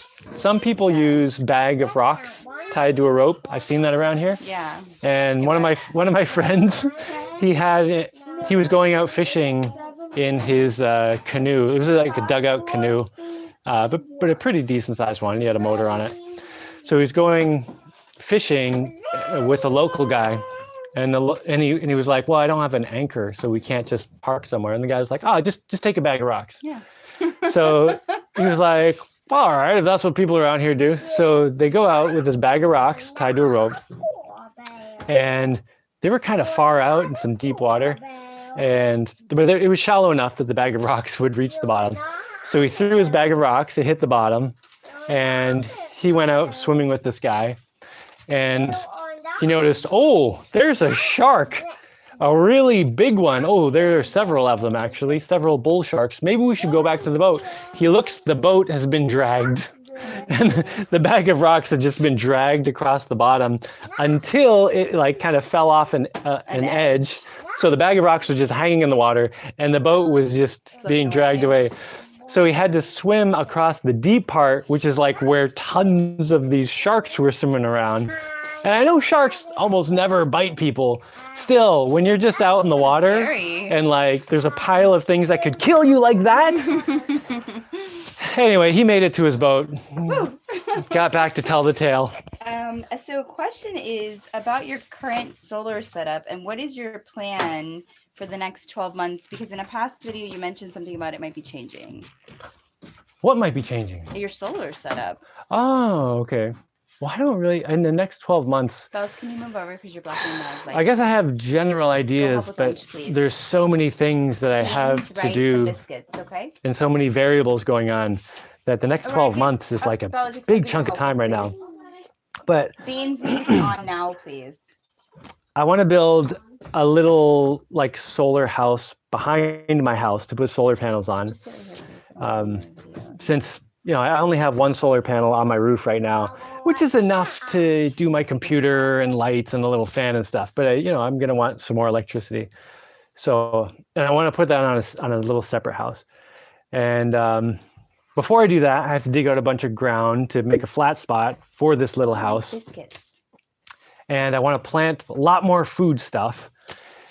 And I need to build a lumber mill to cut wood to build my second and third floors. And to get the wood, I need... Is Bellatrix helping with lunch? Go. Sorry. I need to dig a canal to get to where I have a lot of trees down. So that's going to be a bunch of work. And then I'll need to make decent paths where I can roll logs out. So all that is going to be a whole bunch of stuff to do. And, I really want to build a new boat. Are you like obsessed with building boats? I'm just wondering. Is this like a goal of yours to like build the perfect boat? Yeah, that's the point. Like all the different boats, it's like I'm trying different things and I've figured out all this stuff. Like now I've got so many things kind of figured out. I can build a really good boat. Out of all the boats you've built so far, which one is your favorite? I don't know. The most useful one is the one I'm driving right now, the solar snailer. Yeah. But probably my favorite one is the zombie chopper. That's the white one, right? Yeah, it's not the most practical one. I was thinking you would say that. Yeah, it doesn't have that much cargo space or anything. But I didn't make it for that. I made it to just be a little kind of fast thing. That one's really fun. It's my white boat. It's got like one main pontoon and then two little side pontoons just to balance it, and a little solar roof, which now rotates. Nice. Did you upload that video yet? No. Oh, well, the roof rotates now, and it's got 5 solar panels instead of 4 now. And it doesn't have any batteries, but it has enough solar panels on it that it can go pretty good speed just with the sun, aiming the solar panels at the right spot. And then it's also got pedals. Yeah. So that one's the most fun to drive. And if I'm going on a long trip and I don't have a bunch of stuff to take, I'll take that boat. But yeah, the most useful one right now is the solar snailer, which has 2 pontoons. Or what's the other word for them? Sponsons. Sponsons. I'm just calling them pontoons. So it's very stable because it's got 2 big main pontoons and then floor going all the way across. And then, solar panels and a motor and 2 pedal seats, which is nice. Now that one, I want to build a boat. That's the boat most similar to the boat I want to build next. Yeah. But I want it to be bigger. I want it to be a little bit longer, but mostly more sleek pontoons. When you say sleek, what do you mean by that? Like aerodynamics. No, not thinner. just more sleek. Okay, see this to this, like this It's kinda rounded. is not sleek. This is Okay, so, sleek. like, flatter. the water, not flatter, No, not flatter. more sleek. Okay, like sleek. aerodynamic, hydrodynamic. The water can zoom around it like it just went by nothing. Like the boat goes through the water. Yeah. Like the white boat leaves almost no wake behind it. Right. You know, wake is the waves. Right. And it goes significantly faster than the green boat. Okay. And the green boat is the main hull I made much earlier. It was one of the first things I made when we got here, like 7 years ago or whatever. And those pontoons are pretty good, but massive room for improvement. So the white boat, which is much more sleek, is much smoother in the water, and with half as much power from the solar panels, it still goes significantly faster than the green one. But I want to kind of get between those two boats, so I have, you know, the bigger boat with more cargo space and easier to get on and off the boat, and have that sleekness of the triple pontoon one. Another problem with the triple pontoon one is, you know, all the weight is held up in the middle. So when you get out, you kind of have to step on the pontoon, which if you put too much weight on it, it goes under. So you kind of got to be careful not to just like stand on it. But it's a really fun boat to drive. So anyway, I want to build a boat that has all that stuff. Excellent. And at least 2 pedal spots. I'd like to do 4 pedal spots, so I can get, you know, a bunch of people pedaling at once if I happen to have all those people. So I have a couple. And I want it to be more enclosed, so there's a front area or some area where kids can be in, and even if it's raining or anything, Right. or they can be locked in so they're not jumping off the side. Not that they do anything. Anyway, it's in my brains, it's in my head. I really want to build that. And I want to build a metal boat. Are you going to use aluminium? Are you going to use those metal shears? And someone, I put this on my Amazon wish list. Because someone, okay, like, I don't know, 2 months ago, someone was like, dude, you should make an Amazon wish list. And I was like, well, okay. Yeah. And then he sent me, like, that's the guy who sent me Chris Bonnie. the crayons, and he also sent me a motor. But then he sent me drill bits. I want some drill bits. DeWalt drill bits. Oh, DeWalt one. Yeah. So I put a bunch of stuff on there of like varying price ranges, because, you know, I don't know what people want to spend. But one of the things I put on there was this big metal shear. And I wasn't really expecting anyone to send that, but I was like, well, you know, might get lucky. Yeah. But someone totally sent it. Yeah. So anyway. He's living vicariously through you, he said. If I build this metal boat, now that kind of puts me one step further toward just deciding that I'm doing it. Where's it? Let it land. Because it's this big metal shear thing that will be great for cutting the sheet metal. Oh, I can't wait to set that up. Oh, that's going to be so good. Yeah, that's awesome. So I'm getting pretty close to the point where I want to just say, okay, I'm building this boat. And then just spend like a month building it. And do you think that you're gonna make like a cool like Gothic archway type boathouse for these boats to get lifted up? That's because the guy who sent me the shear was asking about arches. Yeah. I don't know. I'm pretty sure his name is Lauren Booker. Oh, are you supposed to talk about people's names on here? Well, yeah, because they like to make sure they know that we are sending them love. And I send everybody love constantly all the time. Every time I fart, my butt is emitting love to the world. He really specifically wants to know if you're going to do anything with Gothic archway type construction. I don't know. I don't know. Yeah, I told him I'd ask you, so I'm asking you. So the next question. Well, when I didn't even let me finish the last thing. Thought your side. So anyway, with this boat, I want to make it a metal boat. Yeah. Oh, right. And I'm gonna have to put like 1 million rivets in it, which I aluminium? always think looks awesome. You know, it'll look a little kind of like steampunkish, but not like that weird steampunkish where people are like, "Let me glue gears to my hat," and then No, this is functional stuff. Oh God, I hate gears as decorations. They're not accessories. It's such a it's blasphemy. But as long as they're to functional, it's okay. any engineer who sees gears as decorations, Okay, just but Like, What if somebody had what a them terrible use of on that. a thing and it was actually functional to like their Well, that's not what I'm accessory? talking No, I about. was just wondering if that would be okay. So Anyway, so this boat is not something I absolutely need. I could keep driving the green boat whenever I need to go get cargo, or even, rehaul the man. The more I think about it, like if I can make this new boat hold a pretty good amount of cargo and with real sleek hulls, oh, I could cut so much time off, like going to get things in general. okay, so I have All right, two- Gothic archways. Yeah. I live in a concrete house, so every once in a while I'm looking at things thinking, man, I could put a nice archway in there. I have a question about The this real quick. problem is I've already got like kind of a little bit squared off archways, and if I put an archway in under that, Right. it might fall off. Is this So it would have to build it from scratch with the archway. Is this like the thing that they did in the castle that we were watching? Like, is that the thing with the blocks that they kind of somehow stack together and they Sure. stay? I mean, is an that- archway, I don't know what a Gothic archway is. Yeah, I don't either. That's specifically. why I'm trying to figure I'm just out thinking about archways in general, just Right. from an engineering perspective. point of view. Yeah. But I do, on the building that I want to build, like the little solar house, Mm-hmm. which will also collect water. It'll be like my backup Oh, cool. water thing. So it'll collect water off the solar panels and then have a water tank up there. So, have picnics up there. And, if the kids and I are playing up at the top, there's a water spot. Anyway, I will likely put archways up in that building, like So as I'm building would it. be functional to like the building being more. Yeah, like- yeah, they would be functional. I'm not just making decorative archways. Well, no, I mean, I don't really know much about how archways function. I assume it's like some pressure. Okay, type. so if you have a flat thing like this, Right. that's concrete, right? It's like- obviously gonna break. Not obviously, but it's definitely subject to breaking. Right. But if you have an archway, Right. like for it to break, it basically has to like collapse in on itself. But the concrete is so strong in compression, So that's it's like, compression?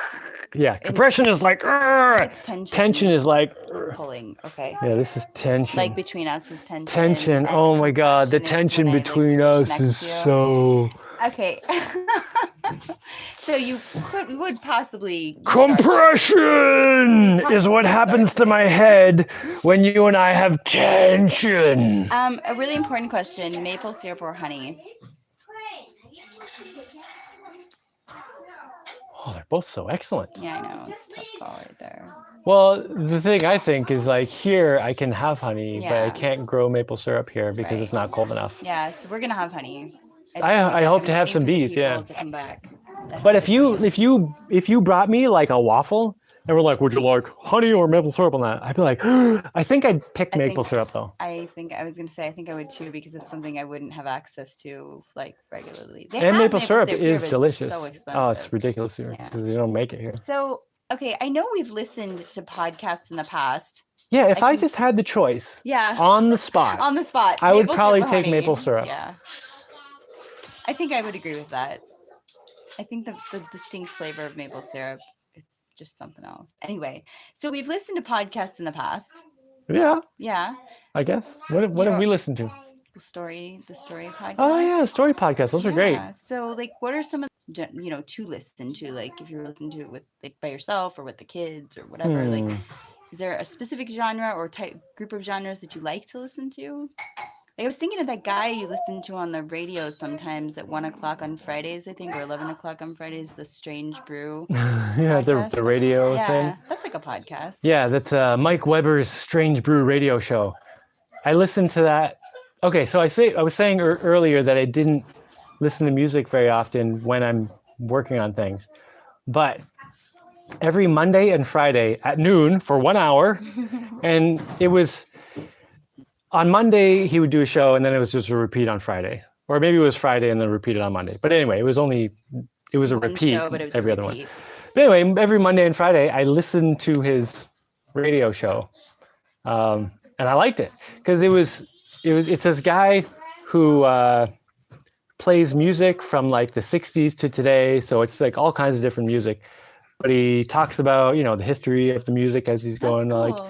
like here's this song made by the Beatles when they were an interesting story, McCarthy was out on the beach and saw a wave, and it just gave him the idea for this thing, and here's the song. And he always has this really positive vibe, and he's just got like little stories about, this they recorded this song right next to the studio where Led Zeppelin was doing the thing. And they actually got the bigger room, even though Led Zeppelin got super famous, and stuff like this. It's just, he had a real good vibe. Right. I liked it. Stuff that has like a positive kind of tone to it. Yeah, I don't know what I'd want to listen to though. But you did maybe really like the story time. There was stories podcast. Stories podcast, yeah. Yeah. With the Goodnight, Max Goodnight. Max Goodname. Yeah. Because he didn't have a last name. Night. Yeah, when he went to register as a knight, like he wasn't really a knight, but he was like, well, I'm gonna be a knight, and he got his friend to make an illusion of armor on him so he could go fight in the knight games. Joseph and Patrick, you're welcome. Thank you so much. Which was super ballsy. He had so much courage to do that because he wasn't actually wearing armor. He just looked like it. But anyway, he went up to the registration and was like, they're like, what's your name? He's like, Max. Well, Max what? He's like, good name. So his name is Max Goodname. That awesome song you got. Oh yeah, there was a song. I don't remember. Okay, so in one of these stories podcasts, they would go on adventures, with knights and dragons, and there was a basilisk in one. There was magic and stuff. It was that kind of thing, like fantasy. But in one, was it Max or someone was singing this Max. song? I'm pretty sure it was Max and his horse that he was on. He was singing a song about a donkey, and I don't remember the actual song. It was a pony. Yeah, the pony, right. But I ended up singing a song that was similar to this, but I don't remember the things. And now the kids sing it, and it goes something like this. I have a pony and his name is Baloney and he drives all over town. I have a pony and his name is Baloney and he makes something brown. I have a pony and his name is Baloney and he drops it all over town. I have a pony and his name is Baloney and he makes the people frown. That was so good, Jaimie. Anyway, that was my version of it. The original one was different. Everybody's gonna leave. But the kids love that one because it has to do with. Lost 20 people. Just kidding. Anyway, I was joking. Carcan is singing it downstairs right now. But anyway, the song is about poop and people being upset about it, so kids love it. Yeah. And that's kind of my maturity level in terms of jokes. Most of my jokes have to do with farts and poop and stuff. So coming to the same kind of concept of podcasts, are there any people like, men or women like in the world today or in history, like even billions of years ago, whatever, that inspire you? I don't know. Leonardo da Vinci was pretty cool, though. He was a pretty cool guy. He was always coming up with these inventions and stuff. That was pretty cool. But I don't know enough about him to really say that much. But I think you'd be inspired by him. I like that he did a lot of stuff. Yeah. I thought that was pretty cool. I think you'd be inspired by him. I think you'd also maybe be inspired by some of the Greek philosophers. Like a few of them, I think, have a lot of similar kind of questioning everything and not accepting the status quo. Yeah, I'm kind of inspired by people in general who have done things that were difficult. So it's not really like a specific people. It's just like, and often it's not even like I won't even know who the person is, but I'll see something in the world and be like, man, somebody made that happen. Yeah. Somebody made that incredible thing. And at the beginning, there was not that there, and now it's there, and there was somebody who made it happen. Right. And I don't even know who it is, but that person inspired me. Right. Yeah. Tomaters wanted me to remind you, I think I might have forgotten to tell you this. Oh, Tomaters. He got you some stainless steel bolts and nuts kit. That is awesome. Yeah. I'm not sure how I should even go into this. Okay, so sometimes I don't watch YouTube anymore, but when I used to have the internet, occasionally I'd see videos where people would talk about the apocalypse, and I'd always be like, ooh, the apocalypse, let's click on that. Click on that. Because I'd click on that before I'd click on, guy hurting his testicles, skateboarding or whatever. Yeah. And people would often have these debates about no one ever said was like Bitcoin. It's going to be Bitcoin because there'd be internet in the apocalypse, right? Anyway, so the question always came down to what's going to be the currency of the apocalypse? What are we going to use to buy food? And I'd always be like, food is the currency of the apocalypse, you idiot. Everyone is trying to buy food with various different things because food is the thing. But in addition to food, things like stainless steel bolts, stainless steel, all kinds of stuff, because that stuff is not going to disintegrate in the apocalypse. Like any steel stuff, 20 years into the apocalypse is all rusting through and falling apart. But stainless stuff, people are going to be like, oh my gosh, I need to bolt something together. And all of my bolts have rusted. Stainless? You got a stainless nut and a stainless bolt? Oh my gosh. I will give you like 6 pumpkins and like 32 sheep. Just give me 2 stainless bolts and 2 stainless nuts so I can put this thing together. Yeah. And titanium? Oh, things that are made out of titanium. Anyway. Super thanks for the stainless steel bolts, man. That's like, I know, right? That's like money in the apocalypse. I just also want to say, guys, if I've missed your question, please feel free to repeat it until like I answer it or get, ask it, because I have missed a few and not intentionally, because he just doesn't stop talking and I have to remember the question. Yeah, just do your scrolling there. Just keep talking and then I just. All right, now you're doing it. Wait, no, best bad joke. Wait, on the subject of stainless bolts and stuff, if I build, and I think I'm going to end up building this metal boat. You're going to have to now. I'm going to have to order a lot of aluminum rivets. Although there is still a minor debate, do I build it out of stainless steel or marine grade aluminum? I think I'm going with the marine grade aluminum. So I'm going to need tons of marine grade rivets. So, but anyway, I'm not there yet. Although the other thing I was thinking about recently was what I'm going to need to build a lumber mill. And someone said, when I get the lumber mill designed, I need to, say it so that guy could order me a couple parts and stuff. Let me know. So let me. I'm still figuring out what parts I have and what parts I need and what I can get stuff. Speaking of designing, yeah. Do you want to mention to Tomaters what's going on with the coffee mug design? Oh yeah. Oh. So I had the coffee. Okay, let's back up a little bit. Tomaters was like, hey, can you make an Adventure Builder coffee mug that I can buy? And I was like, yeah, of course, man. And then like a week went by and I was like, oh. Yeah. And then another week went by and I was like, I've got the design, but I totally forgot to give it to Dashaina. It's in my bag right over there. Yeah. That was last week. Now this week, I've got the thing. I've got the drawing. And we're in the right place with the cable. You've got the cable, so I can. The tablet. Yeah. So anyway, I also have 2 videos I need to give you. Yeah, and I still have to upload a bunch of them. Although the 2 videos are questionable, maybe I can get a little bit of feedback with this. So I started a series called Trolling the Trolls, and I don't want it to turn into some huge negative thing, but I mean, you got to have a little bit of fun with the trolls once in a while. So it's basically answer. But maybe slightly trolly manner.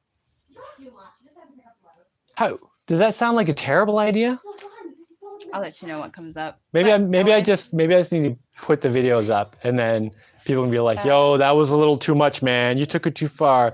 But I don't think I took it too far. I think it was a good level. I have a serious question for you. What's the question? How do frogs bond sheet metal? Oh, okay. Speaking of people who inspire me, yeah. I don't know who invented rivets, but man, someone figured out rivets. You can put a thing through and it makes That's awesome. Someone figured that out. Okay, so the best dad joke. You want me to tell you which one I think it is? All right, go ahead. I mean, I'm not going to say the joke. Go ahead. I think you should. It's the cow on the side of the road one. Cow on the side of the road? The 2 cows on. Oh, the 2 cows in the field. Field, yes. With no roads around. No roads around. All right, so here's a joke. I'm going to do the whole continuation after too. All right, there's 2. Tomato says, you build it, we will buy the coffee mug. Excellent. Okay, but there's 2 cows standing in a field, and one of them says, "Moo." And the other one looks over and says, hey, I was going to say that. Then there's a bunch of bums sitting on a park bench, and one of the bums says, and the bum next to him, these are actual bums, like buttocks. Like butt cheeks? Butt cheeks. And the one next to us, oh, I was going to say that. Now, don't do the lady one, please. There were a few. That was quite terrible. There were a few ladies standing at the bus stop, waiting for the bus. I'm rolling my eyes right now. And one of the ladies says, "Yakety yak yak yak yak, blah blah blah blah blah blah blah, yakety yak blah blah blah blah." And the one, blah blah blah blah blah blah blah. and the lady next to her looks at her and says, "Yakety yak blah blah blah blah blah blah blah blah blah blah blah blah blah blah." Blah blah blah blah blah blah blah blah. And the next one says that too. And the next one says that too. Mm-hmm. Yeah. That's all. Okay. We're dad joke. Yeah. Best way to sleep on the couch though, like if you get tired of sleeping in your bed next to some sweaty old lady, you can just tell that joke. You get the couch. Oh yeah. Definitely couch. Oh yeah, man. All right, no. Here's my best bad joke. Best dad joke. Best bad joke. You ready? Yeah. Tell me. Let's see. Knock knock. Who's there? I ape. I ate poo. Oh, that is disgusting. We've got some other snacks, Knock, knock. really. Oh, shoot. Who's there? I had a grape. I had a grape poo. Do you really want to tell your fans that? Why was it? Was it a great poo or a Grape. grape poo? Or was it a gray I poo? had a grape. You had a grape poo? You had Yeah. a gray poo. Grape. No, you had a gray poo. It's a gray poo. Yeah. Do you really want to tell them that though? Oh yeah, I poo. Oh my I God, the baby is poo. knocking. gray all the time. She's walking up. I have stairs now. monochrome feces, and it fires out at like 300 miles an hour. Hi, Have you your told puppy. them the Yeah, take that down. No, Bells, we're not doing that. Okay. So What- take that what's your next downstairs. question you So got there? my next question is. It is hilarious having little kids who just wander around butt naked doing silly things. Oh, wait. I'm sorry. There's a question that's been asked 4 times. I just completely forgot to Yeah, ask it. quit screwing around. Would you? Okay. It's Jaimie. Do your How job. much have you spent on grinding sparks? Oh man, what's the cost per spark? I love me some grinding sparks. Man, whenever I'm grinding with some sparks, I'm always like, ooh, I gotta get my camera out for this part because it's so camera friendly. All them sparks shooting out. Not as delicious as ball bearings though. Oh, ball bearings. Mm. Okay. Stop thinking things. I'm not. I was focusing on this fly that I was really You trying killed to kill. it. I did. I got it. Carcass confirmed. Carcass confirmed. Okay. I need to wash my hands. Yeah, you told I me. don't care. Okay, I so wash my hands when I'm touching someone who cares. how often do you get bologna? I have a bologna and my name is Pony. I don't know. Well, we get those big Those hot dog dogs things. that are bologna, basically. It's bologna. Well, yeah, It's chicken bologna. occasionally at the store we'll get these bolognas. I just call them giant hot dogs because that's basically what they are. It's just like Go a get really some fat more. hot dog. But I don't know, some once milk. every couple weeks or something. Yeah, maybe like once every 2 or 3 weeks we'll get one of those and eat it. Do you worry that your wants, likes, and needs are going to change in the next 5, 10, 15 years? Nah, I'm an old fart now, so everything stays the same. I'm set in my ways. No, I'm trying to think. What's gonna change that I'm gonna want or need? Oh, you're going to need a walker soon. And probably No. a set of fake teeth. I'm just gonna get my walk. I'm in there. Yeah. Yeah, I'm going full speed right into the hole. When all your teeth fall out, are you going to get replacements? I don't know. Do you think you would ever just have all your teeth removed and just get fake ones put in? Don't you love my teeth? My teeth are so nice. Don't you love my smile? Do you love my smile? Come, give me a kiss. Give me a kiss. Come on, sweetie. I think that's my favorite face. Yeah, that's Oh. because it looks the absolute worst. What are you doing? Stay. Okay, what's your other question there? Here, go get that. I think that's all I've got for you now. Well, I've got 10 more minutes before it's 2 okay, well, hours. Let me give you some of these questions, which may or may not show up. Whoa. Oh, some questions you've got hidden on your tablet somewhere. We're back. Somebody butt quack. Their butt butt quack. That's awesome. Where did you learn about Ceracrete for your house? Oh, I don't know, just on the internet somewhere. Someone might have said it in a comment somewhere. And that's where you just I'm not extracted it from sure. there? Yeah, it was just like, I mean, and then I did a little test piece and it came out really good. And I was like, oh, that sounds good. Okay, Is the bologna like Oscar Mayer bologna? No, it's spicier. It has like, oh, well, at least there's a it is couple a little different spicy. kinds. It has like peppercorns Yeah, in it. that's my favorite kind. With the peppercorns, I like spicy stuff. You can sit right here if you need to. Come. You can come sit. Sit. Mama, can I sit? All right, only if Jaimie can take you on his lap. So, Tom Lindgren. I think Jaimie should be the next Wiggles star. What is a Wiggles I have star? no idea, but we're not going there right now. Okay. So Tom Lindgren would like to know a very important question, and that is, what does Dashaina want Jaimie to fix at her dome? Oh. Okay, that was a good answer. So question, when you Wait. left Vermont, you built a van to travel to South America. What was the Oh. trip like, and what happened to the truck? Well, it was a U-Haul truck, or a retired U-Haul truck we bought, like really cheap, and turned it into a little house. And we drove, we drove around and visited all our family people. Mm-hmm.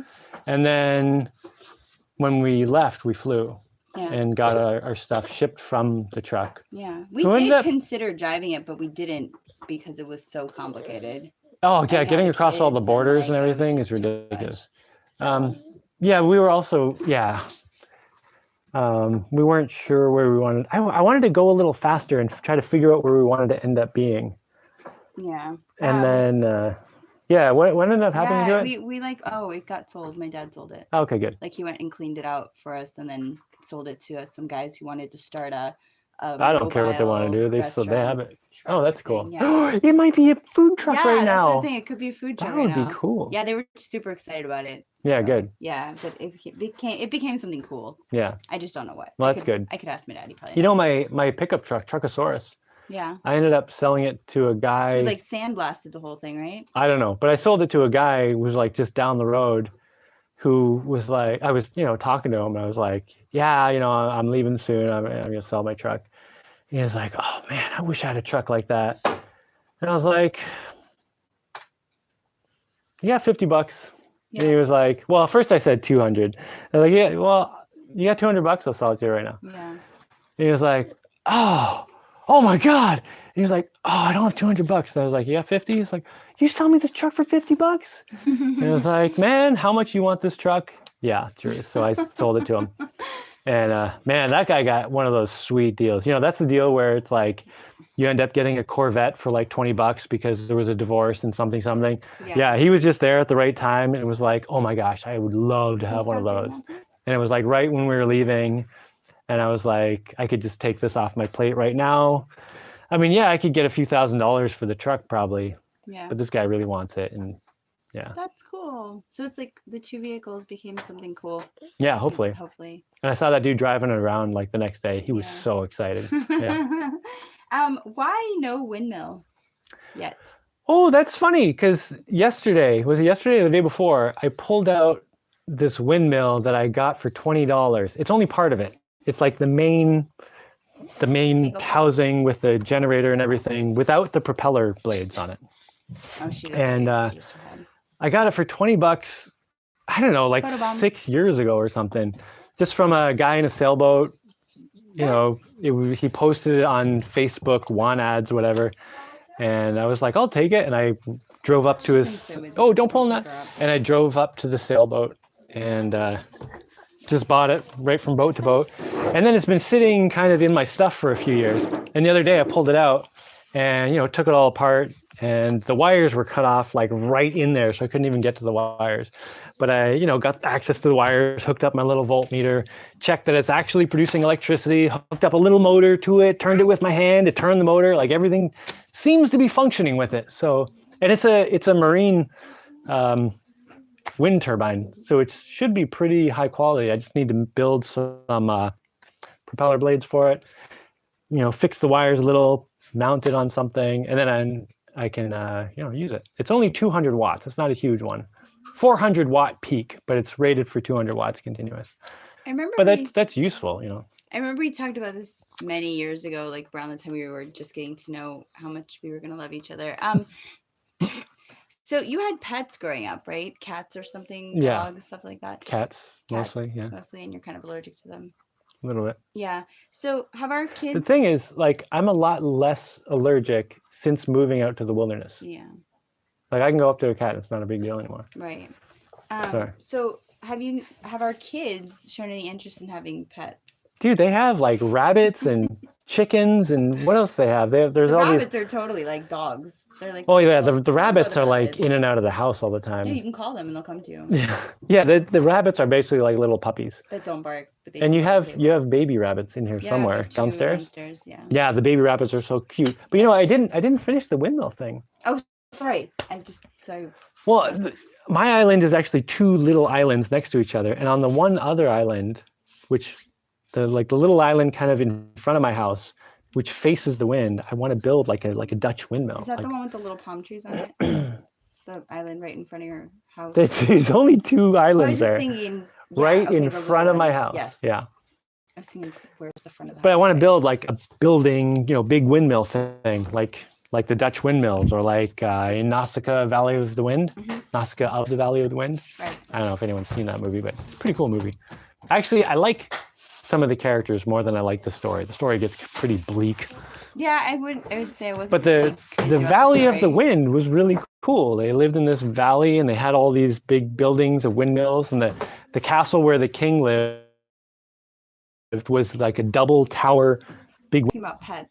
Oh yeah, pets. Yeah, the kids have tons of pets. Yeah. And they have like pets They're all that named. they also have pets that are not contained, like Yeah, wild Findor. animals. Who's Findor? Oh, the bird. Our bird. Yeah. He's a he's And then a all crane, those- some kind of crane or something, I think, or ibis. I don't know, but he's gray. Yeah.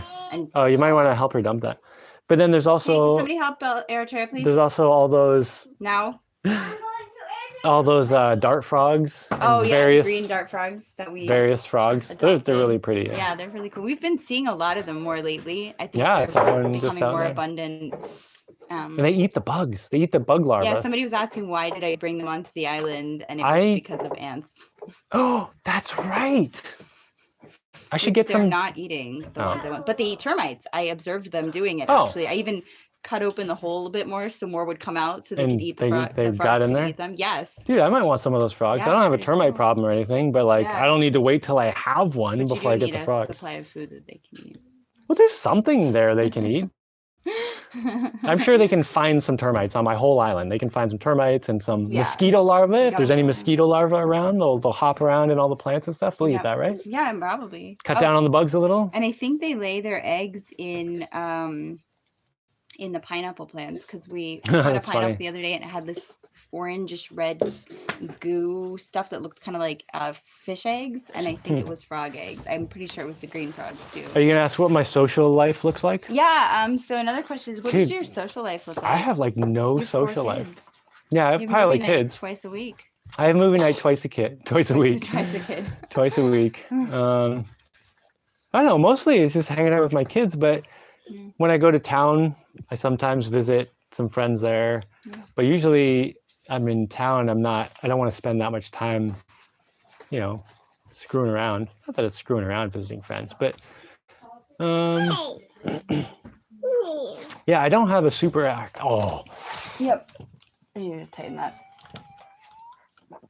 somebody needs to tighten her nuts. You need to tighten your nuts. Okay, All right. Bring it down a little bit, maybe. Yeah, I wouldn't say I have a bustling social life, but there are a few people here and there that we hang out with, What's the or I hang out with. You have more of a social life than me. Not really. A lot of my social life is when you get workaways, Oh, that's right. or yeah, that- woofers, I or work more, so- things No, like no, that. No, stop kicking, please. Stop kicking. Then you have people over, and I'll come and decide if I want to talk to them or not. You can back that up a slight bit or over. Yeah. There. Yeah, I mean, I do invite guests here on a regular basis, Yeah. and then you have the choice. Yeah, for me, I think a lot of it is like I've been enjoying that nobody comes to my house, Yeah. which I mean isn't something I want to always happen. Like I want to start having people over more often. Yep. But I am kind of enjoying having. I'm gonna be taller. No than you visitors for for a while. moment, just because I need to move. You're gonna what? I said I'm just gonna be taller than you for a moment. Oh, so you can move your legs? Yeah, I just needed to sit up more. That's fine. You can be the big one. I should have more of a social life, though. I think probably. Oh, But I'll work on that. So, somebody would like to know, why is it that you have to be so painfully honest about everything? Well, I have a disagreement with that question. I think it's the wrong question to ask. See, I don't buy this whole brutal honesty thing. If the truth is making you feel bad, you need to change, not the truth. That's what I think. Like usually people get upset about the truth when it's something they don't like about themselves and they don't want to do anything about it. Then they just get upset instead of actually doing something about it. But it's much more valuable in the long term to actually face the truth, whatever it happens to be. And I found that with myself for sure, and with other people in general. When people face the truth, it turns out much better in the long run. So yeah, I don't buy the idea that the truth should ever be painful. Right. Or any more painful than anything else. Like, bad things happen. That's part of the deal. Lying about it doesn't make it not have happened. What are you doing? Taking a picture. Oh, why are you taking pictures? Someone asked you to take a picture? Well, I think I just wanted a picture. What's my plan for me? No, don't do that yet, because I have a question for you. All right, go ahead. So we were talking about this a couple days ago, and I just remembered. And I want you to comment on your response when people say that they don't like us, our family, participating in the live shows. Family's here. Like, what do you want me to do? Like, not have a family? Don't you kick The them thing out? is, like, ever since I had Why kids, don't you give them to the nanny? the first video I had where I showed a kid, a bunch of people were like, I don't want to see your kids. I don't care about that. And like, okay, They're such an then. integral part of your life, though. Yeah, the thing is, there's plenty of videos to watch. There are a million videos to watch on the internet. If you don't want to see ones with kids, then don't watch it.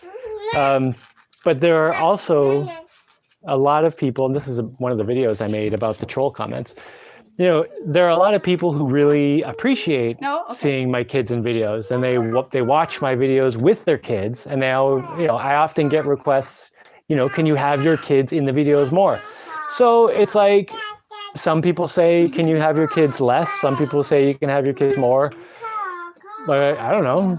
I just got to pick something and do it. And if you're one of the people who does not want to see kids, there are tons of channels where you can see no kids. Oh my gosh, maybe I should start putting a little, like, how I sometimes do the brackets and I say features, like Dashaina. Maybe I should say features kids, and then they know not to click on it. Yeah. Well, and also, like, years and years ago, when I was first starting to do YouTube videos, I had to decide a bunch of things. Like, one was, am I swearing or am I not swearing? Like, am I going to have a kid and family-friendly channel, or am I going to, say the F word whenever it comes up? And I picked to have a family-friendly channel, and that includes having kids in it sometimes. And I can't help her with that. I've gotten a lot of feedback from parents who thank me for having, a kid-friendly channel. Yeah. As easily as many people that complain about it. So. How do you deal with people that I don't deal with people. I just hide on my island and close the door. Arr, matey. How do I deal with people who what? That you don't want to talk to. Oh, that's basically it. I just don't talk to them. Like what circumstance? Doesn't matter. Well, sometimes, going back to when you have workaways or stuff, sometimes you have people over and I meet them and I'm just like, ooh. Yeah. I just kind of like turn around and go home. Yeah. Or I'll hang out with the kids, and just, I don't fake it generally. Like, I'll give people a lot of benefit of the doubt. Like, when I first meet someone, I'm always friendly and say hi and stuff, But when it gets to the point where someone has mentioned the brand name of their clothes and their car and their hat and their watch, and they're asking me what brand name blah, blah, blah, and it's just everything is a brand name, I'm pretty quickly like, okay, well, I'm not really interested in this, so I'm gonna go do something else. We have a snake And then, you know, they usually look down on me You because did. I don't care wasn't that about one. brand names, which is funny because like, irony. Okay, irony, moving on to the next question. Okay, moving on. This is the next question. Sorry about that. That's okay. Somebody says the What is question. this one? Oh, well, we'll talk about this one. Well, I think Plan for- let's have one more question because it's been 2 hours. Oh, People must be yeah. getting sick of my Oh, ugly yeah, I head by know. now. This is it. This Well, is it. okay, This so- is it. Any plans for major storms? Well, my island has a lot of protection in terms of plants. Komodo dragon. Like often I can't tell if it's windy because I have big trees around my house. Like there's a big hill behind my house and then in front there's big trees. We also don't really have major storms here. Well, there's some stormy times. I think the plan for major storms is basically don't go anywhere.